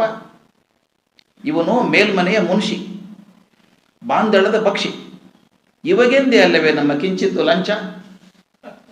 ಪಂಚಕಜ್ಜಾಯ, ಕಬ್ಬು, ಕರಿಗಡಬು, ಲಡ್ಡು, ಮೋದಕ ಮತ್ತೆ ಬತ್ತಾಸು, ಬೋಣ. ಇವನ ಬಗ್ಗೆ ಇನ್ನೂ ತುಂಬ ಕೇಳಿದ್ದುಂಟು. ಇವನೊಬ್ಬ ನಿಮ್ಮಂತೆ ಕವಿಯಂತೆ. ಹಾಗಂತ ಪುಡುಗೋಸಿ ಕವಿಯಲ್ಲ. ಕವಿಗಳನ್ನೇ ನುಂಗಿ ನೆನೆದ ಮಣೆ ಹಾಸಿ ಜರತಾರೆ ಕಿಲ್ಲುತ್ತು ಪಡೆದ ಕವಿಗೂಳಿ ಹೆಗ್ಗವಿ. ದೊಡ್ಡ ಕವಿಯವನು. ನಮ್ಮ ಪುರೋಹಿತರು ಹೇಳ್ತಾರೆ ಕೇಳಿ, ಗಣಾನಾಂ ತ್ವಾಂ ಗಣಪತಿ ಹವಾಮಹೇ ಕವಿಂ ಕವೀನಾಂ. ಹೌದೇನಯ್ಯ, ನೀನು ಕವಿಗಳಲ್ಲಿ ಮೊದಲಿಗನೇ ಅಥವಾ ಮೊದಲ ಕವಿತೆ ಬರೆದವನೇ? ಕವೀನಾಂ ಕವಿಯೇ, ಕಗ್ಗವಿಯೇ? ಏನಯ್ಯ ಇದು? ಎಂದು ಬರೆದೆಯಯ್ಯ ನೀನು ಮೊದಲ ಕವನವನ್ನು? ಯಾರು ರಚಿಸಿದರಯ್ಯ ನಿನ್ನ ಕವನಗಳನ್ನು? ಸುಳ್ಳಿರಬೇಕು. ಏಕೆಂದರೆ ಕವಿಗಳಿಗೆ ಇರುವುದಿಲ್ಲ ಹೊರಲಾಗದ ಹೊಟ್ಟೆ ಮತ್ತು ಪಟ್ಟೆ ಪೀತಾಂಬರ. ಕವಿಗಳ ಕಡೆಯಲ್ಲಿ ಬರ್ತಾರೆ. ಅದಕ್ಕೆಂದೇ ಅವರು ಕವಿತೆ ಬರೆಯುತ್ತಾರೆ, ಜರಿಯುತ್ತಾರೆ ಒಬ್ಬರು ಇನ್ನೊಬ್ಬರು, ಮತ್ತೆ ಮರೆಯುತ್ತಾರೆ ಜನರು ಎಲ್ಲರನ್ನು. ನಿನ್ನನ್ನು ಮರೆತಿಲ್ಲ, ಆದ್ದರಿಂದ ನೀನು ಕವಿ ಇರಲಿಕ್ಕಿಲ್ಲ. ಜನ ಮರೆತಿಲ್ಲ ಅಂದರೆ ಕವಿ ಅಲ್ಲ ನೀನು ಅಂತ. ಮತ್ತೆ ನಿನ್ನನ್ನು ಕಂಡಾಗ ಮೂಗು ಮುರಿಯದೆ ಮನೆಗೆ ಕರೆದು ಪೀಠದಲ್ಲಿಟ್ಟು ಪೂಜಿಸುತ್ತಾರೆ, ಆದ್ದರಿಂದಲೂ ನೀನು ಕವಿ ಇರಲಿಕ್ಕಿಲ್ಲ. ಆದರೂ ನನಗೆ ನಿನ್ನನ್ನು ಕವಿತೆ ಬರೆಯದೆ ಕವಿಯಾದ ನಿನ್ನನ್ನು ನೋಡುವ ಆಸೆ. ಕವಿತಾ ಬರೀಲಾರ್ದ ಕವಿ ಹಾಗಾದರೆ ನೋಡುವ ಆಸೆ ಇದೆ. ಬರುವೆಯ ನಮ್ಮನೆಗೆ? ರತ್ನಗಂಬಳಿಯ ಹಾಸೆ ಇಲ್ಲ, ಬರೀ ಅಂಗಳದ ಹಾವಸೆ ಮಾತ್ರ. ಆದರೂ ಬರುವೆಯ ನಮ್ಮನೆಗೆ? ಈಗಂತೂ ನಮ್ಮೂರಿನಲ್ಲಿ ನಿನಗಿಂತಲೂ ನಿನ್ನ ವಾಹನಗಳೇ ಜಾಸ್ತಿ. ಇಲಿಗಳಾಗ್ಬಿಟ್ಟಿದ್ದಾವೆಲ್ಲ ಕಡೆ. ಈಗಂತೂ ನಿಮ್ಮೂರಿನಲ್ಲಿ ನಿನಗಿಂತಲೂ ನಿನ್ನ ವಾಹನಗಳೇ ಜಾಸ್ತಿ. ನೀನು ಬಂದು ಬಿಡಯ್ಯ ಒಮ್ಮೆ ವಾಹನದ ಮೇಲೇರಿ, ನಾನು ಕಣ್ತುಂಬ ನೋಡಿ ಬಿಡುತ್ತೇನೆ. ಎಷ್ಟು ಚಂದ ಅಲ್ಲ ಗಣಪತಿಯನ್ನು ಹೊಗಳ ನಿಂದಾಸ್ತುತಿ ಟೈಪ್, ಎಷ್ಟು ಚೆನ್ನಾಗಿದೆ. ಇನ್ನೊಂದು ಪದ್ಯ, ಇನ್ನೊಂದು 5 ನಿಮಿಷ ಇದೆ, ಹೇಳ್ಬೋದು. ಇನ್ನೊಂದು ಗಾಂಧಿ ಬಗ್ಗೆ ಒಂದು ಕವನ. ನಮ್ಮ ಈ ಇಂಡಿಯಾದಲ್ಲಿ ಎಷ್ಟು ಚೆನ್ನಾಗಿದೆ, ಎಷ್ಟು ಶಾರ್ಪ್ ಇದೆ ನೋಡಿ. ನಮ್ಮ ಈ ಇಂಡಿಯಾದಲ್ಲಿ ಭಾರತ ಎಂದೂ ಕೆಲವರು ಕರೆಯುತ್ತಾರಂತೆ. ನಾವು ಭಾರತ ಅಂತ ಕರೆಯೋದೇ ಇಲ್ಲ, ಇಂಡಿಯಾ ಅಂತ ಕರಿತೀವಿ. ನಮ್ಮ ಈ ಇಂಡಿಯಾದಲ್ಲಿ ಭಾರತ ಎಂದು ಕೆಲವರು ಕರೆಯುತ್ತಾರಂತೆ. ಅಂಥ ಈ ದೇಶದಲ್ಲಿ ಗಾಂಧಿ ಎಂದೊಬ್ಬ ಇದ್ದನಂತೆ. ಗೊತ್ತುಂಟಾ ಯಾರಿಗಾದರೂ ನಿಮಗೆ? ಶೇಂದಿ ಅಂಗಡಿಯ ಮುಂದೆ ಗಾಂಧಿ ಗೀಂದಿ ಎಂದು ಕೆಲವರು ತೊದಲಿದ್ದನ್ನು ಕೇಳಿದ್ದೇನೆ. ಅಲ್ಲಿ ಮಾತ್ರ ತೊದಲಿ ಅಂತ ಕೇಳಬೇಕು. ಅಮರು ಇಳಿದವರು ಯಾರಾದರೂ ಹೇಳಿ, ಈ ಸುದ್ದಿ ಹೌದಾ? ಗಾಂಧಿಯ ಬಗ್ಗೆ ಬರೆದ ಕೆಲವು ಪುಸ್ತಕಗಳನ್ನು ಹಳೆಯ ಪುಸ್ತಕಗಳ ಮಾರಾಟದ ಅಂಗಡಿಯಲ್ಲಿ ಅಲ್ಲಲ್ಲಿ ನೋಡಿದ್ದು ನೆನಪುಂಟು. ಹಾಗೆ ನೋಡುತ್ತೀರಾ? ನಾನು ಅಪ್ಪಟ ಗಾಂಧಿವಾದಿಯೇ. ಯಾಕೆಂದರೆ ನಾನು ಚಿಕ್ಕಂದಿನಲ್ಲಿ ಪೆಪ್ಪರ್ಮೆಂಟಿಗೆಂದು ಅಪ್ಪನ ಕಿಸೆಯಿಂದ ಪುಡಿಗಾಸು ಕದ್ದದ್ದುಂಟು. ಗಾಂಧಿ ಮಾಡಿದ್ದದು ಸಣ್ಣದಾಗ. ಆದರೆ ಎಲ್ಲ ಸುದ್ದಿ ನಿಜವಾಗಿ ಹೌದಾ? ಅಲ್ಲ ಗಾಳಿಗೆ ಬಸಿರು ಬಂದದ್ದ? ಇನ್ನು ನಮ್ಮೂರ ಮಂದಿಯ ಮಾತು ಅದನ್ನಂತೂ ಕೇಳಲೇಬೇಡಿ. ಕಿವಿ ಮುಚ್ಚಿ, ಕಣ್ಮುಚ್ಚಿ, ಬಾಯಿ ಮುಚ್ಚಿ ಸಿಲೋನ್ ಸ್ಟೇಷನ್ ಹಚ್ಚಿ ಕುಳಿತವರು ನಾವು. ನೆರ್ಮನೆಯ ಕಾವಲಿ ಕಾದಾಗ ನಮಗೆ ದೋಸೆಯ ಪಾಲು. ಬಾಯಿ ಚಪ್ಪರಿಸುವುದಕ್ಕೆ ಈಗಲೇ ಆರಂಭ.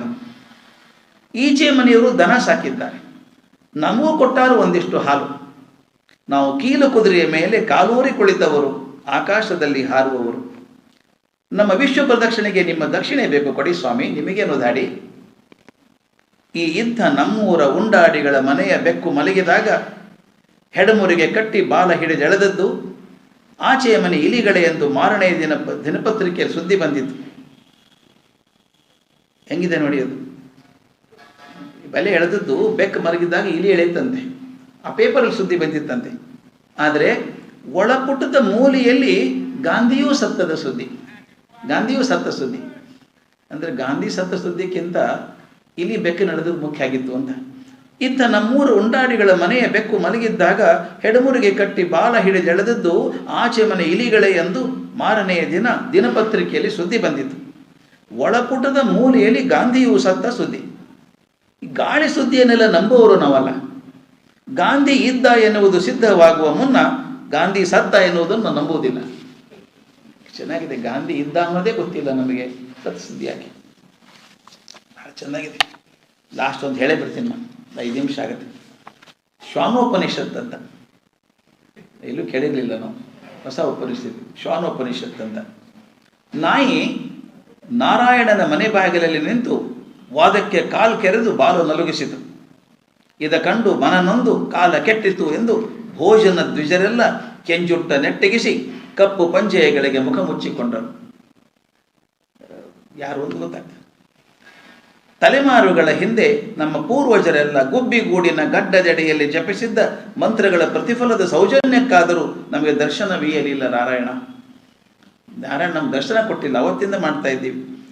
ದಿನದ ಕೂಳಿಗೆ ಮಾತ್ರ ನಮ್ಮ ಪಾರಾಯಣ. ಆದರೂ ತೆರೆದಿರುವುದು ಕುಲುಗಟ್ಟಿ ನಾಯಿಗೆ ಅವನ ಮನೆ ಬಾಗಿಲು. ನಾಯಿ ಹೋಗಿದ್ದ ನಾರಾಯಣನ ಮನೆಗೆ. ವ್ಯವಹಾರವೇ ಹೀಗೆ, ಹುಲಿಯ ಕುತ್ತಿಗೆ ಕಟ್ಟಿರುವ ನೇಗಿಲು ಎಂದು ತಮ್ಮೊಳಗೆ ಗಡಿಬಿಡಿಸಿಕೊಂಡರು. ಕೆಂಪು ಬಟ್ಟೆಯ ತೊಟ್ಟ ಮೈ ರಾವಣ, ಬಾಯಿ ತುಂಬ ನಾರಾಯಣ. ಇಷ್ಟೆಲ್ಲ ನಡೆದರೂ ಎಲ್ಲೆಲ್ಲೂ ಏನೇನು ನಡೆದಿಲ್ಲವೆಂಬಂತೆ ನಾಯಿ ನಾರಾಯಣನ ಮನೆ ಬಾಗಿಲಿಗೆ ನಿಂತು ವಾದಕ್ಕೆ ಕಾಲು ಕೆರೆದು ಬಾಲು ನಲಗಿಸಿತು. ನಾರಾಯಣನ ಬಾಗಿಲಿಕ್ಕೆ ನಾಯಿ ಬಂದಿದೆ. ಏನು ಹೇಳ್ತದದು? ಊರ ಪಂಡಿತರನ್ನೆಲ್ಲ ಕೇಳಿ ಸಾಕಾಯಿತು, ಆದ್ದರಿಂದ ನಿನ್ನ ಬಳಿ ಕೇಳಬೇಕಾಯಿತು. ಊರ ಪಂಡಿತರನ್ನೆಲ್ಲ ಕೇಳಿ ಸಾಕಾಯಿತು, ಅದರಿಂದ ನಿನ್ನ ಬಳಿ ಕೇಳಬೇಕಾಯಿತು. ಪಂಡಿತರ ಮಾತಂತೂ ಹೇಳಿಯೂ ಫಲವಿಲ್ಲ. ಎಲ್ಲವನ್ನು ತಿಳಿದಿರುವೆ ಎಂಬುದನ್ನು ಬಿಟ್ಟು ಇನ್ನೇನನ್ನೂ ಅವರು ತಿಳಿದಿಲ್ಲ. ಎಷ್ಟು ಚೆನ್ನಾಗಿದೆ ನನ್ನ ಮಾತು. ಎಲ್ಲವನ್ನು ತಿಳಿದಿರುವೆ ಎಂಬುದನ್ನು ಬಿಟ್ಟು ಇನ್ನೇನೂ ಅವರು ತಿಳಿದಿಲ್ಲ ಎಂದು ವಾದಕ್ಕೆ ಮೊದಲಿಟ್ಟಿತು. ದಿಟ್ಟ ನಾಯಿ ಪದ್ಮಾಸನವ ಹಾಕಿ ಕುಳಿತಿತು. ಏನಿದ್ದರೂ ನಾಯಿ, ಬೇಕು ಬೇಡೆಗಳೇ ಗೊತ್ತಿರದ ಹೊತ್ತಿರದ ಹರಕು ಬಾಯಿ. ಕೇಳಿದ್ರು ಏನನ್ನು ಕೇಳಿತು ಎನ್ನಿಸಿತು ಭಗವಂತ ನಾರಾಯಣನಿಗೆ. ಎಂತಲೇ ಕೇಳಿದನು? ಹೇಳು, ಬೇಕಾದುದೇನು ನಿನಗೆ? ನಾನು ಮಾನವರಂತೆ ಹೊರ ಕೇಳ ಬರಲಿಲ್ಲ. ನಾಯಿ ಹೇಳುದು, ಮಾನವರಂತೆ ಹೊರ ಕೇಳ ಬರಲಿಲ್ಲ. ನನಗೆ ಬೇಕಾದುದು ನನ್ನ ಪ್ರಶ್ನೆಗೊಂದು ಉತ್ತರ. ಅಲ್ಲಿಗೆ ಮುಗಿಯುವುದು ಎನ್ನ ಭಿನ್ನಹದ ಬಿತ್ತರ. ವೇದಾಂತಗಳನ್ನೆಲ್ಲ ಪಾಠ ಮಾಡಿದ ಮೇಲೆ ಕರುಣಾಳು ನೀನು ಎಂದು ತಿಳಿದು ಬಂತು. ಮತ್ತೇಕೆ ಬಾಳ ಬೇಗುದಿಯಲ್ಲಿ ಜಗವ ಪೀಡಿಪಲೀಲೆ? ನೀನು ಅಂದಿರುವಂತೆ ಸತ್ಯಕ್ಕೂ ಇರದಿದ್ದ ಸಮತೆಯನ್ನು, ಸೃಷ್ಟಿ ಕಾಲದಲ್ಲಿ ನೀನೇ ಕೊಡದಿದ್ದ ಸಮತೆಯನ್ನು ಕಂಡರೇನು ಬಿಟ್ಟರೇನು ಹಳೆಯ ಪಂಡಿತರು. ನನ್ನಂಥ ಕುಲಿಗೆಟ್ಟ ನಾಯಿ ಜಾತಿಯ ಕಂಡು ಮಾರು ದೂರಕ್ಕೆ ನೆಗೆವ ಮಡಿಯೆಂದ ಪಂಡಿತರು. ಸಮದೃಷ್ಟಿ ನೀನೆಮ್ಮ ಕೈಗೊಂಟಿ. ಚೆನ್ನಾಗಿದೆ ನೋಡಿ. ಸಮದೃಷ್ಟಿ ನೀನು ಎಮ್ಮ ಕಿಮಿ ಕೈಗಂಟಿಕೊಂಡಿರುವ ಬೆಲ್ಲ. ಕೈಗಂಟಿಗೆ ಅಂಟಿರುವ ಬೆಲ್ಲ ಏನು ಪ್ರಯೋಜನ? ಹಚ್ಕೊಂಡು ತಿನ್ನೋಕ್ಕೆ ಬರಲ್ಲ ಅದು. ಹೇಳ್ತಾರೆ, ಈ ಸಮದೃಷ್ಟಿ ಅಂತ ಏನು ಹೇಳ್ತೀಯಲ್ಲಪ್ಪ, ಅದು ಕೈಗೆ ಅರಿಸಿರುವ ಬೆಲ್ಲ.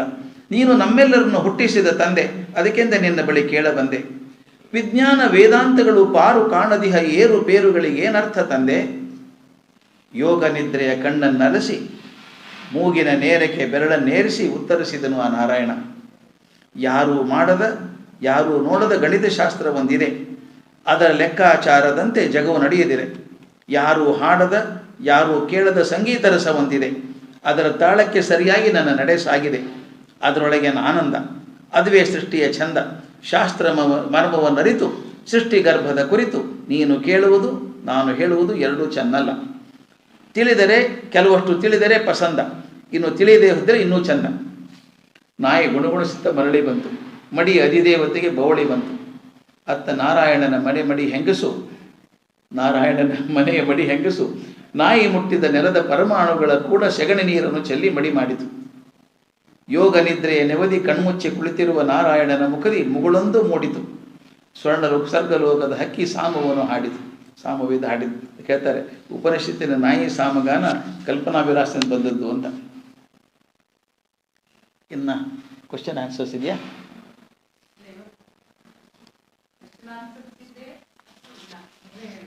ಕ್ವಶನ್ ಇಲ್ಲೇ ಇನ್ನೊಂದು ಪದ್ಯ ಓದ್ಬಿಡ್ತೀನಿ ಬೇಕಾರೆ. ಲಾಸ್ಟ್ ಪದ್ಯ ಇದು, ಡೆಫಿನೆಟ್ಲಿ ಲಾಸ್ಟ್. ಅಳಬೇಡ ಓ ಕಂದ. ಯಾಕಂದ್ರೆ ಎಲ್ಲ ನಾನು ಆರಿಸ್ಕೊಂಡದ್ದು ಹೇಗೆ ಆರಿಸ್ಕೊಂಡಿದ್ದೀನಿ ಅಂದರೆ ಬೇರೆ ಬೇರೆ ಬರಲಿ ಯಾವುದು ಅಂತ. ಇದು ನಮಗೆ ಹತ್ತಿರ ಇರುವಂಥದ್ದು ಕಡೆದು. ಅಳಬೇಡ ಓ ಕಂದ, ಬಾಂಧಳವೆ ಬಿರಿಯುವವನು ಕೂಗುತ್ತಿದೆ ಕಂದ. ಆ ಪುಣ್ಯ ಮಾತೆಗೋ ಕನ್ನ ಕೊರೆದರೂ ಕಣ್ಣು ತೆರೆಯದಲು, ಬಾಂಬು ಚಚ್ಚಿದರೂ ಎಚ್ಚರಾಗದಲು ಮಲಗುವಂಥದೇ ಒಂದು ಆನಂದ. ಅತ್ತೆ ಹೇಳ್ತದೆ ಕೂಸದು, ಅಮ್ಮ ಕಣ್ಣೇ ತೆಗಿತಾ ಇಲ್ಲ. ಕಾಲ ಕೆಟ್ಟಿರುವಾಗ ಯಾರೇನು ಮಾಡುವುದು, ವೈಶಾಖ ಮಾಸದಲ್ಲಿ ನಡು ಬಿಸಿಲಿನಲ್ಲಿ ಬಂದ ಮಂಡೆ ಬೋಡಾದವನಿಗೆ ಬಿಸಿನೀರಿನ ಉಪಚಾರ. ಬಿಸಿನೀರಿನ ಉಪಚಾರ. ನಮ್ಮ ಹೂದೋಟದಲ್ಲಿ ಆಡುಗಳ ಸರ್ಕಾರ, ಸುತ್ತಲೂ ಮೈಮರೆತ ಕತ್ತೆಗಳು ಹಾಡುವುದು. ಸರ್ಕಾರ ಅಂದರೆ ಹೇಗೆ ಅಂತ ಹೇಳ್ತಾರೆ, ಆಡು. ನಮ್ಮ ಹೂದೋಟದಲ್ಲಿ ಆಡುಗಳ ಸರ್ಕಾರ. ಆಡು ಮುಟ್ಟದ ಗಿಡ ಇಲ್ಲ ಅಂತ, ಅಂದರೆ ಸರ್ಕಾರ ಯಾವುದನ್ನು ಬಿಡೋದಿಲ್ಲ ಅಂತ. ನಮ್ಮ ಹೂದೋಟದಲ್ಲಿ ಯಾವುದನ್ನು ಉಳಿಸೋದಿಲ್ಲ, ಅದೆಲ್ಲ ತಿಂದ್ಬಿಡ್ತದೆ ಅಂತ. ಸುತ್ತಲೂ ಮೈಮರೆತ ಕತ್ತೆಗಳು ಹಾಡುವುದು. ಓಟು ಹಾಕುವ ಹಕ್ಕು ಕುರಿಮಂದಿಗೂ ಉಂಟು. ಓಟು ಹಾಕುವ ಹಕ್ಕು ಕುರಿಮಂದಿಗೂ ಉಂಟು. ಆಡು ಸೋಗೆಯ ಗಿಡಕ್ಕೆ 70ನೆಯ ಶಾಂತಿ ವೈಭವದ ಜರಗಲುಂಟು. ನನಗನ್ಸೋ ಮಟ್ಟಿಗೆ ಇದು 70ನೇ ಸ್ವಾತಂತ್ರ್ಯೋತ್ಸವ ಬರೆದದ್ದು ಅನ್ಸುತ್ತೆ ಆ ಹೊತ್ತಿಗೆ. ಅಳಬೇಡವೋ ಕಂದ, ಅಲ್ಲವು ಭೂತಗಳು ಮಾಡು ಹಾರಿದ ಮನೆಯ ಕಿಟಕಿಯಲ್ಲಿ ಕಾಣುವುದು ಬೆಳದಿಂಗಳು. ಅಳುತಿಹೆನೆ ಕಂದ, ಕುಡಿಸಬಹುದಲ್ಲ ಕುಪ್ಪಿಯಲ್ಲಿ ತುಂಬಿಸಿದ ಪೌಡರಿನ ಶುದ್ಧ ಹಾಲು. ಕತ್ತೆಗಳ ಸಂಗೀತ ಸಮ್ಮೇಳನಕ್ಕಿಂತ 100 ಪಾಲು ಬೇಮೇಲು. ಮರಿ ಹುಲ್ಲೆ ಜಿಗಿದಾಗ ಮುಗಿಲು 3 ಅಡಿ ಕೆಳಗೆ ಕುಸಿದು ಬಿತ್ತು. ಹುಲ್ಲೆಯನ್ನು ಹೊರುವಂಥ ಬಲವಿಲ್ಲ ಮುಗಿಲಿನಲ್ಲಿ. ಈ ಮಾತು ಎಲ್ಲರಿಗೂ ಗೊತ್ತು, ಆದರೂ ನಮಗಂತೂ ಭಯ ಇಲ್ಲ. ಏಕಳವೆ ಎಲ ಕಂದ, ಅಳಬೇಡವೋ ಕಂದ. ನಮ್ಮ ಹೂದೋಟಗಳಲ್ಲಿ ಆಡುಗಳ ಸರ್ಕಾರ, ಅದಕ್ಕೆ ಕುರಿಮಂದೆಗಳ ಬಹುಮತದ ಸಹಕಾರ. ಆಡುಗಳ ಸರ್ಕಾರ, ಕುರಿಮಂದೆಗಳ ಸಹಕಾರ.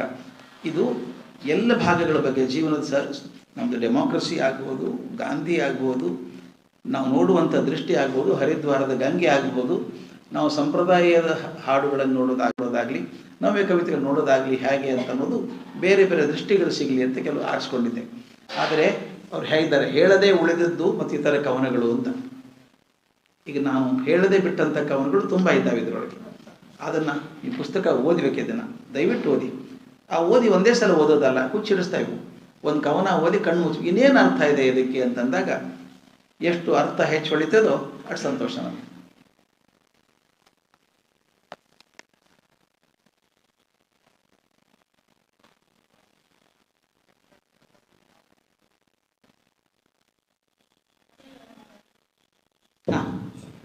ಪ್ರಶ್ನೆ ಇದೆ ಅಂತೆ.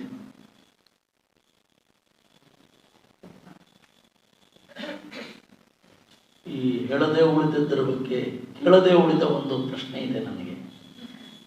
ಗುರುಗಳ ಹತ್ರನೇ ಕೇಳದೆ ಉಳಿದ ಒಂದು ಪ್ರಶ್ನೆ. ಜಾರ್ಜ್ ಅರ್ವೆಲ್ನ ಅನಿಮಲ್ ಫಾರ್ಮಿನ ಒಂದು ಇನ್ಫ್ಲೂಯೆನ್ಸು ಅಥವಾ ಸಮಾನಾಂತರವಾದ ಚಿಂತನೆಯ ಇದೆ ಅಂತ ಅನ್ಸುತ್ತಲ್ಲ. ಕಡೆ ಅದರೊಳಗಿದೆ. ಜಾರ್ಜ್ ಆರ್ವೆಲ್ನದು ಆನಿಮಲ್ ಫಾರ್ಮೇ ಇದೆ ಅದರೊಳಗೆ. ಕೊನೆಗೆ ಅದು ಹೇಳ್ತದೆ, pig looked into the building and he saw the man, they could not find a difference between a pig and the human being ಅಂತ. ಮನುಷ್ಯ ಯಾರು ಹಂದಿ ಯಾರೋ ಗೊತ್ತಾಗಲಿಲ್ಲ ಅಂತ. ಅದೇ ಹೇಳ್ತಾರೆ. ನಾನು ನೋಡ್ಕೊಂಡಿದ್ದೇನೆ, ನಾನು ವಿಸ್ತಾರ ಮಾಡ್ತಾ ಹೋದರೆ ಒದ್ದೇ ಕವನ ಪೂರ್ತಿ ಮಾಡ್ಬೋದಾಗಿತ್ತು.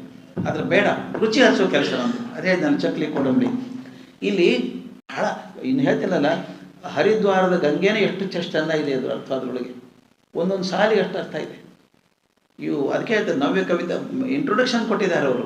ನವ್ಯ ಕವಿತೆ ಅಂದರೆ ಒಳಗಡೆ ಸತ್ವ ಇಲ್ಲ ಅಂತಲ್ಲ. ಆ ಒಂದು ಸಾಲು ತೀರದ ಬಯಕೆ ಒಂದು ಸಾಲದೇನ್ರಿ ತಲೆ ಕೆಡಿಸೋದಕ್ಕೆ. ಆ ತೀರದ ಬಯಕೆ, ತೀರದ ಬಯಕೇನು ಹೌದು, ಎಂದೂ ತೀರಲಾರದ ಬಯಕೇನು ಹೌದು. ದಂಡೆ ಎಂದು ಕಡಲಿಗೆ ಹೋಗಲಿಲ್ಲ, ಕಡಲೆಂದು ತೆರೆ ದಾಟಿ ಬರಲಿಲ್ಲ. ತೀರದ ಬಯಕೆಯಾಗೇ ಉಳ್ಕೊಂತು. ನಮ್ಮ ಬದುಕಿನಲ್ಲೂ ಅಷ್ಟೇ, ಯಾವತ್ತಿಗಾದರೂ ತೃಪ್ತಿ ಆಯಿತು ಅಂತ ಅನಿಸುತ್ತಾ? ಇದು ಮಾಡಿದಾಗ ನಾಳೆ ಇನ್ನೊಂಚೂರು ಮಾಡ್ಬೇಕು, ಇನ್ನೊಂಚೂರು. ಅದು ಯಾವುದೇ ಇರಲಿ, ಅದು ಹಣ ಸಂಗ್ರಹ ಮಾಡೋದಕ್ಕಂತಲ್ಲ, ಇವನ್ ಅಧ್ಯಾತ್ಮ ಚಿಂತನೆಯಲ್ಲಿ ಕೂಡ ಕೊನೆಯದು ಅಂತಿಲ್ಲ. ಆಗ ತೀರದ ಬಯಕೆಯಾಗಿ ಉಳ್ಕೊಳ್ಳೋದು.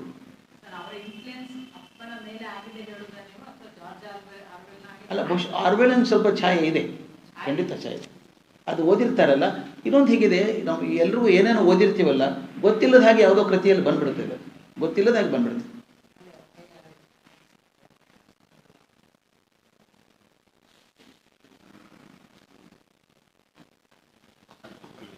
ಈ ಡೆಮೋಕ್ರಸಿಯಲ್ಲಿ ಕೂಡ ನೀವು ಸ್ವಲ್ಪ ಕೇರ್ಫುಲ್ ನೋಡೋದಾದ್ರೆ ನಾಟಕವನ್ನು ತುಂಬ ಚೆನ್ನಾಗಿ ಮಾಡಿದವರು ಬೆಂದ್ರೆ ಇವರು ನಮ್ಮ ಬನ್ನಂಜಿಯವರು. ನೀವು ವೇಟಿಂಗ್ ಫಾರ್ ದ ಗಾಡೋ, ಆ ವೇಟಿಂಗ್ ಫಾರ್ ದ ಗಾಡೋ ಛಾಯೆ ಕೂಡ ಕಾಣುತ್ತೆ ನಮ್ಮ ಸರ್ಕಾರಕ್ಕೆ ನೋಡಿದಾಗ. ಏನು ಕೇಳಿದ್ರೆ ಉತ್ತರ ಇಲ್ಲ. ಹೀಗಿದೆ ನಮ್ಮ ಪರಿಸ್ಥಿತಿ. ಮುಂದೆ ಚೆನ್ನಾಗಿ ಆಗ್ತದೆ ಬಿಡಿ, ನಮ್ಮ ಸರ್ಕಾರ ಇದೆಯಲ್ಲ ನೋಡ್ಕೊಳ್ಳೋದಕ್ಕೆ. ಅದು ಡೈರೆಕ್ಟ್ಲಿ ಬರಲಿಕ್ಕಿಲ್ಲ, ಅದು ಯಾವುದೋ ಒಂದು ರೂಪದಲ್ಲಿ ಬರುತ್ತೆ. ನಮಸ್ಕಾರ. ನಮಸ್ಕಾರ. ನನಗೆ ಈಗ ಇಷ್ಟು ದಿನಗಳ ಅವರ ಕಾವ್ಯಗಳನ್ನು ಓದಿ ಹೇಳ್ತಾ ಇದ್ದೀರಾ, ಅದರಿಂದ ಒಂದು ಸಂದೇಹ. ಬನ್ನಂಜಿಯವರು ಸರ್ವಮೂಲ ಗ್ರಂಥಗಳಿಗೂ ವ್ಯಾಖ್ಯಾನ ಮಾಡಿ ಅಧ್ಯಾತ್ಮವನ್ನು ಆಳವಾಗಿ ಅರ್ಥ ಮಾಡ್ಕೊಂಡವರು, ತರ್ಕ ವ್ಯಾಕರಣ ಎಲ್ಲವನ್ನು. ಅದೇ ರೀತಿಯವರು ಕನಕೋಪನಿಷತ್ತಲ್ಲಿ ನೀವು ಹೇಳಿದ ಹಾಗೆ ಕನಕದಾಸರು ಹೆಣ್ಣಿನ ಮನಸ್ಸನ್ನು ಹೇಗೆ ನೆನ್ನೆ ಒಂದು ಕಾವ್ಯದಲ್ಲಿ ಎಷ್ಟು ಚೆನ್ನಾಗಿ ವಿವರಣೆ ಕೊಟ್ಟಿದ್ದಾರೆ. ಇಷ್ಟು ಚೆನ್ನಾಗಿ ಹೆಣ್ಣಿನ ಮನಸ್ಸನ್ನು ಅರ್ಥ ಮಾಡ್ಕೊಂಡಿದ್ರ ಅವರು ಅನ್ನೋ ಹಾಗೆ ಒಂದು ಗಮನ ಬಂತು. ಹಾಗೆ ಈಗ ಬನ್ನಂಜಿಯವರು ನವ್ಯ ಕಾವ್ಯದ ಬಗ್ಗೆ ಮಾತಾಡುವಾಗ ಹೇಗೆ ಒಬ್ಬ ಮನುಷ್ಯ ಆಧ್ಯಾತ್ಮಿಕದಲ್ಲಿ ಮುಳುಗ್ದವ್ರು ನಾವು ಅನ್ಕೊಳ್ತೀವಿ, ಮಡಿ ಮೈಲಿಗೆ ಆಚಾರ ವಿಚಾರ ವೈರಾಗ್ಯದಲ್ಲಿ ಇರ್ತಾರೆ ಅಂತ. ಈ ಲೌಕಿಕದ ದೃಷ್ಟಿಯನ್ನು ಅದನ್ನು ಹೇಗೆ ಒಂದೇ ತರ ಬ್ಯಾಲೆನ್ಸ್ ಮಾಡಿರ್ಬೋದು ಅವರು, ಅವರ ವ್ಯಕ್ತಿತ್ವದ ಬಗ್ಗೆ ಒಂದು ವಿಮರ್ಶೆ ಮಾಡ್ಬೋದಾ? ಹಾಗೆ ಅದಕ್ಕೆ ಆಯ್ತು genius of the highest level ಅಂತ. ಜೀನಿಯಸ್ ಅದು ಮಲ್ಟಿಫೇಸ್. ಒಂದರಲ್ಲಿ ಆದರೆ ಜೀನಿಯಸ್ ಆಗಲ್ಲ, ಎಲ್ಲದರಲ್ಲೂ ಸಮಾನ ಶಕ್ತಿ ಇರುವಂಥದ್ದು. ಅದಕ್ಕೆ ಅಪರೂಪ. ಅಂಥವ್ರ ಬಗ್ಗೆನೇ ನಾವು 90 ನಮನ ಮಾಡುವಂಥದ್ದು, ಉಳಿದವ್ರ ಬಗ್ಗೆ ಮಾಡಬೇಕಾಗಿಲ್ಲ. ಯಾಕಂದರೆ ಎಷ್ಟು ಶಕ್ತಿ ಅದು, ಅಸಾಧ್ಯ ಶಕ್ತಿ ಅಂತ ಅನಿಸಲ್ವಾ? ಅವನು ಅರ್ಜುನ 2 ಕೈಯಲ್ಲಿ ಬಾಣ ಬಿಡ್ತಿದ್ದ ಅಂತ ಸಂಭ್ರಮ ಪಡ್ತಿದ್ವಿ ನಾವು, ಸವ್ಯಸಾಚಿ ಅಂಥೇಳಿ. ಎಷ್ಟು ಮುಖ ಇದಕ್ಕೆ. ಅವರು ಉದಯವಾಣಿ ಪತ್ರಿಕೆಯನ್ನು ಸಂಪಾದನೆ ಮಾಡಬೇಕು, ಅಂದರೆ ಸಂಪಾದನೆ ಮಾಡಿ ಪ್ರೂಫ್ ರೀಡ್ ಮಾಡಿ ಆರ್ಟಿಕಲ್ ನೋಡಬೇಕು, ಗದ್ಯ ಬರೀಬೇಕು. ಎಷ್ಟು ಆರ್ಟಿಕಲ್ ತಮ್ಮ ಹೆಸರಿಂದ ಬರ್ಕೊಂಡಿಲ್ಲ, ಬೇರೆ ಬೇರೆ ಹೆಸರಿಂದ ಬರೆದಿದ್ದಾರೆ. ಅದ್ರ ಜೊತೆ ಕಾವ್ಯ ಬರೀಬೇಕು, ಅಧ್ಯಾತ್ಮ. ತಾವು ಹೇಳ್ತಾರಲ್ಲ, ನಾವು ಸ್ವಲ್ಪ ಅಧ್ಯಾತ್ಮಕ್ಕೆ ಹೋದ್ಮೇಲೆ ಸಾಹಿತ್ಯದ ದೂರ ಉಳಿದೆ ಅಂತ. ಅದ್ರ ದೂರ ಉಳಿಲಿಲ್ಲ. ಅಧ್ಯಾತ್ಮವನ್ನು ಸಾಹಿತ್ಯದ ಮೂಲಕವೇ ನೋಡಿದೆ ನಾನು ಅಂತ ಬರೀತಾರೆ. ಅಂದರೆ ಅವರಿಗೆ ನಿಜವಾಗಲೂ ಜೀನಿಯಸ್ ಇದ್ದವರಿಗೆ ಯಾವುದೂ ಹೊರಗಿಂದು ಅಂತ ಅನಿಸಲ್ಲ, ಎಲ್ಲೂ ಒಳಗೆ ಬರ್ತದೆ. ಅಂಥವ್ರು ಕೆಲವರು ಕಂಡಿದ್ದೇವೆ ನಾವು.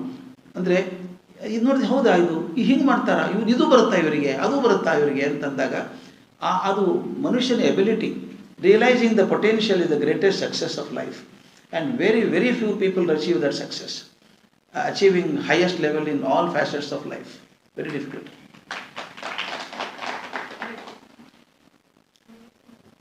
ಈ ಅಧ್ಯಾತ್ಮ ಅಂತ ಅನ್ನೋದು ಇದೆಯಲ್ಲ, ಅದು ಪ್ರತ್ಯೇಕ ಅಲ್ಲ. ಆಚಾರ್ಯರು ಅದನ್ನ ಆರಂಭದಲ್ಲೇ ಹೇಳಿದ್ದಾರೆ. ಅಧ್ಯಾತ್ಮ ಮತ್ತು ಕಾವ್ಯ ಅನ್ನೋದು 2 ಒಟ್ಟೊಟ್ಟಿಗೆ ಸಾಗೋದು. ಅದನ್ನ ಸಂಸ್ಕೃತ ಕವಿ ಪರಂಪರೆಯಲ್ಲಿ ನೋಡ್ಬೋದು, ಕನ್ನಡದ ಕವಿ ಪರಂಪರೆಯಲ್ಲಿ ನೋಡ್ಬೋದು. ಉದಾಹರಣೆಗೆ ತುಂಬ ಕವಿಗಳಿದ್ದಾರೆ ಆ ರೀತಿಯಲ್ಲಿ. ಕವಿಗಳಿಗಿದು ಶೃಂಗಾರದ ಬಗ್ಗೆಯೂ ಮಾತಿದೆ, ಬೇರೆ ಬಗ್ಗೆಯೂ ಮಾತಿದೆ.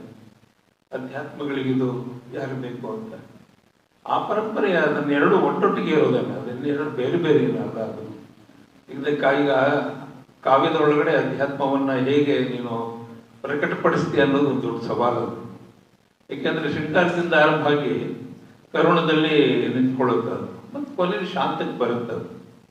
ಆ ಹಿನ್ನೆಲೆಯಲ್ಲೂ ಕೂಡ ಇದನ್ನ ಯೋಚನೆ ರತ್ನಾಕರೊಳ್ಳಿ ಭರತೇಶ್ವರ ಭಗವಾನ್ ಓದಿದೆ ಸಾಂಗತ್ಯ ಗ್ರಂಥ.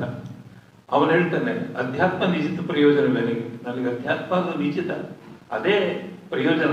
ಆದರೆ ಅದರೊಳಗಡೆ ನಾನೇನ್ ಮಾಡ್ತೀನಿ ಅಂದ್ರೆ ಧ್ಯಾನ ಮಾಡ್ತಿರ್ತೀನಿ, ಅದೇ ಹೊತ್ತಿಗೆ ಅವನು ಶೃಂಗಾರದಲ್ಲೂ ಇರ್ತಾನೆ. ಜನನನ್ನ ಧ್ಯಾನ ಮಾಡ್ತಿರ್ತಾನೆ, ಅದೇ ಹೊತ್ತಿಗೆ ಅವನು ಶೃಂಗಾರದ ಲೀಲಾವಿಲಾಸದಲ್ಲೂ ಇರ್ತಾನೆ. ಭಾಗವತದಲ್ಲೂ ಕೃಷ್ಣ ಗೋಪಿಕೆಯರ ಜೊತೆಗೆ ಇರೋದು, ಆ ಸಂಗತಿಯೆಲ್ಲ ಗಮನಿಸ್ಕೊಂಡ್ರೆ ಈ ಸಂಸಾರ ಮತ್ತು ವಿರಕ್ತಿ ಮತ್ತು ರಕ್ತಿ 2 ಇದೆಯಲ್ಲ. ನಿಮ್ಗೆ ವಿರಕ್ತಿ ಅರ್ಥ ಆಗ್ಬೇಕು ಅಂದ್ರೆ ರಕ್ತಿ ಅರ್ಥ ಆಗ್ಬೇಕು. ನಿಮ್ಗೆ ರಕ್ತಿ ರಹಸ್ಯ ಗೊತ್ತಾಗದೇ ಇದ್ದಾರೆ ವಿರಕ್ತಿ ಅನ್ನೋದು ಬರೋಲ್ಲ.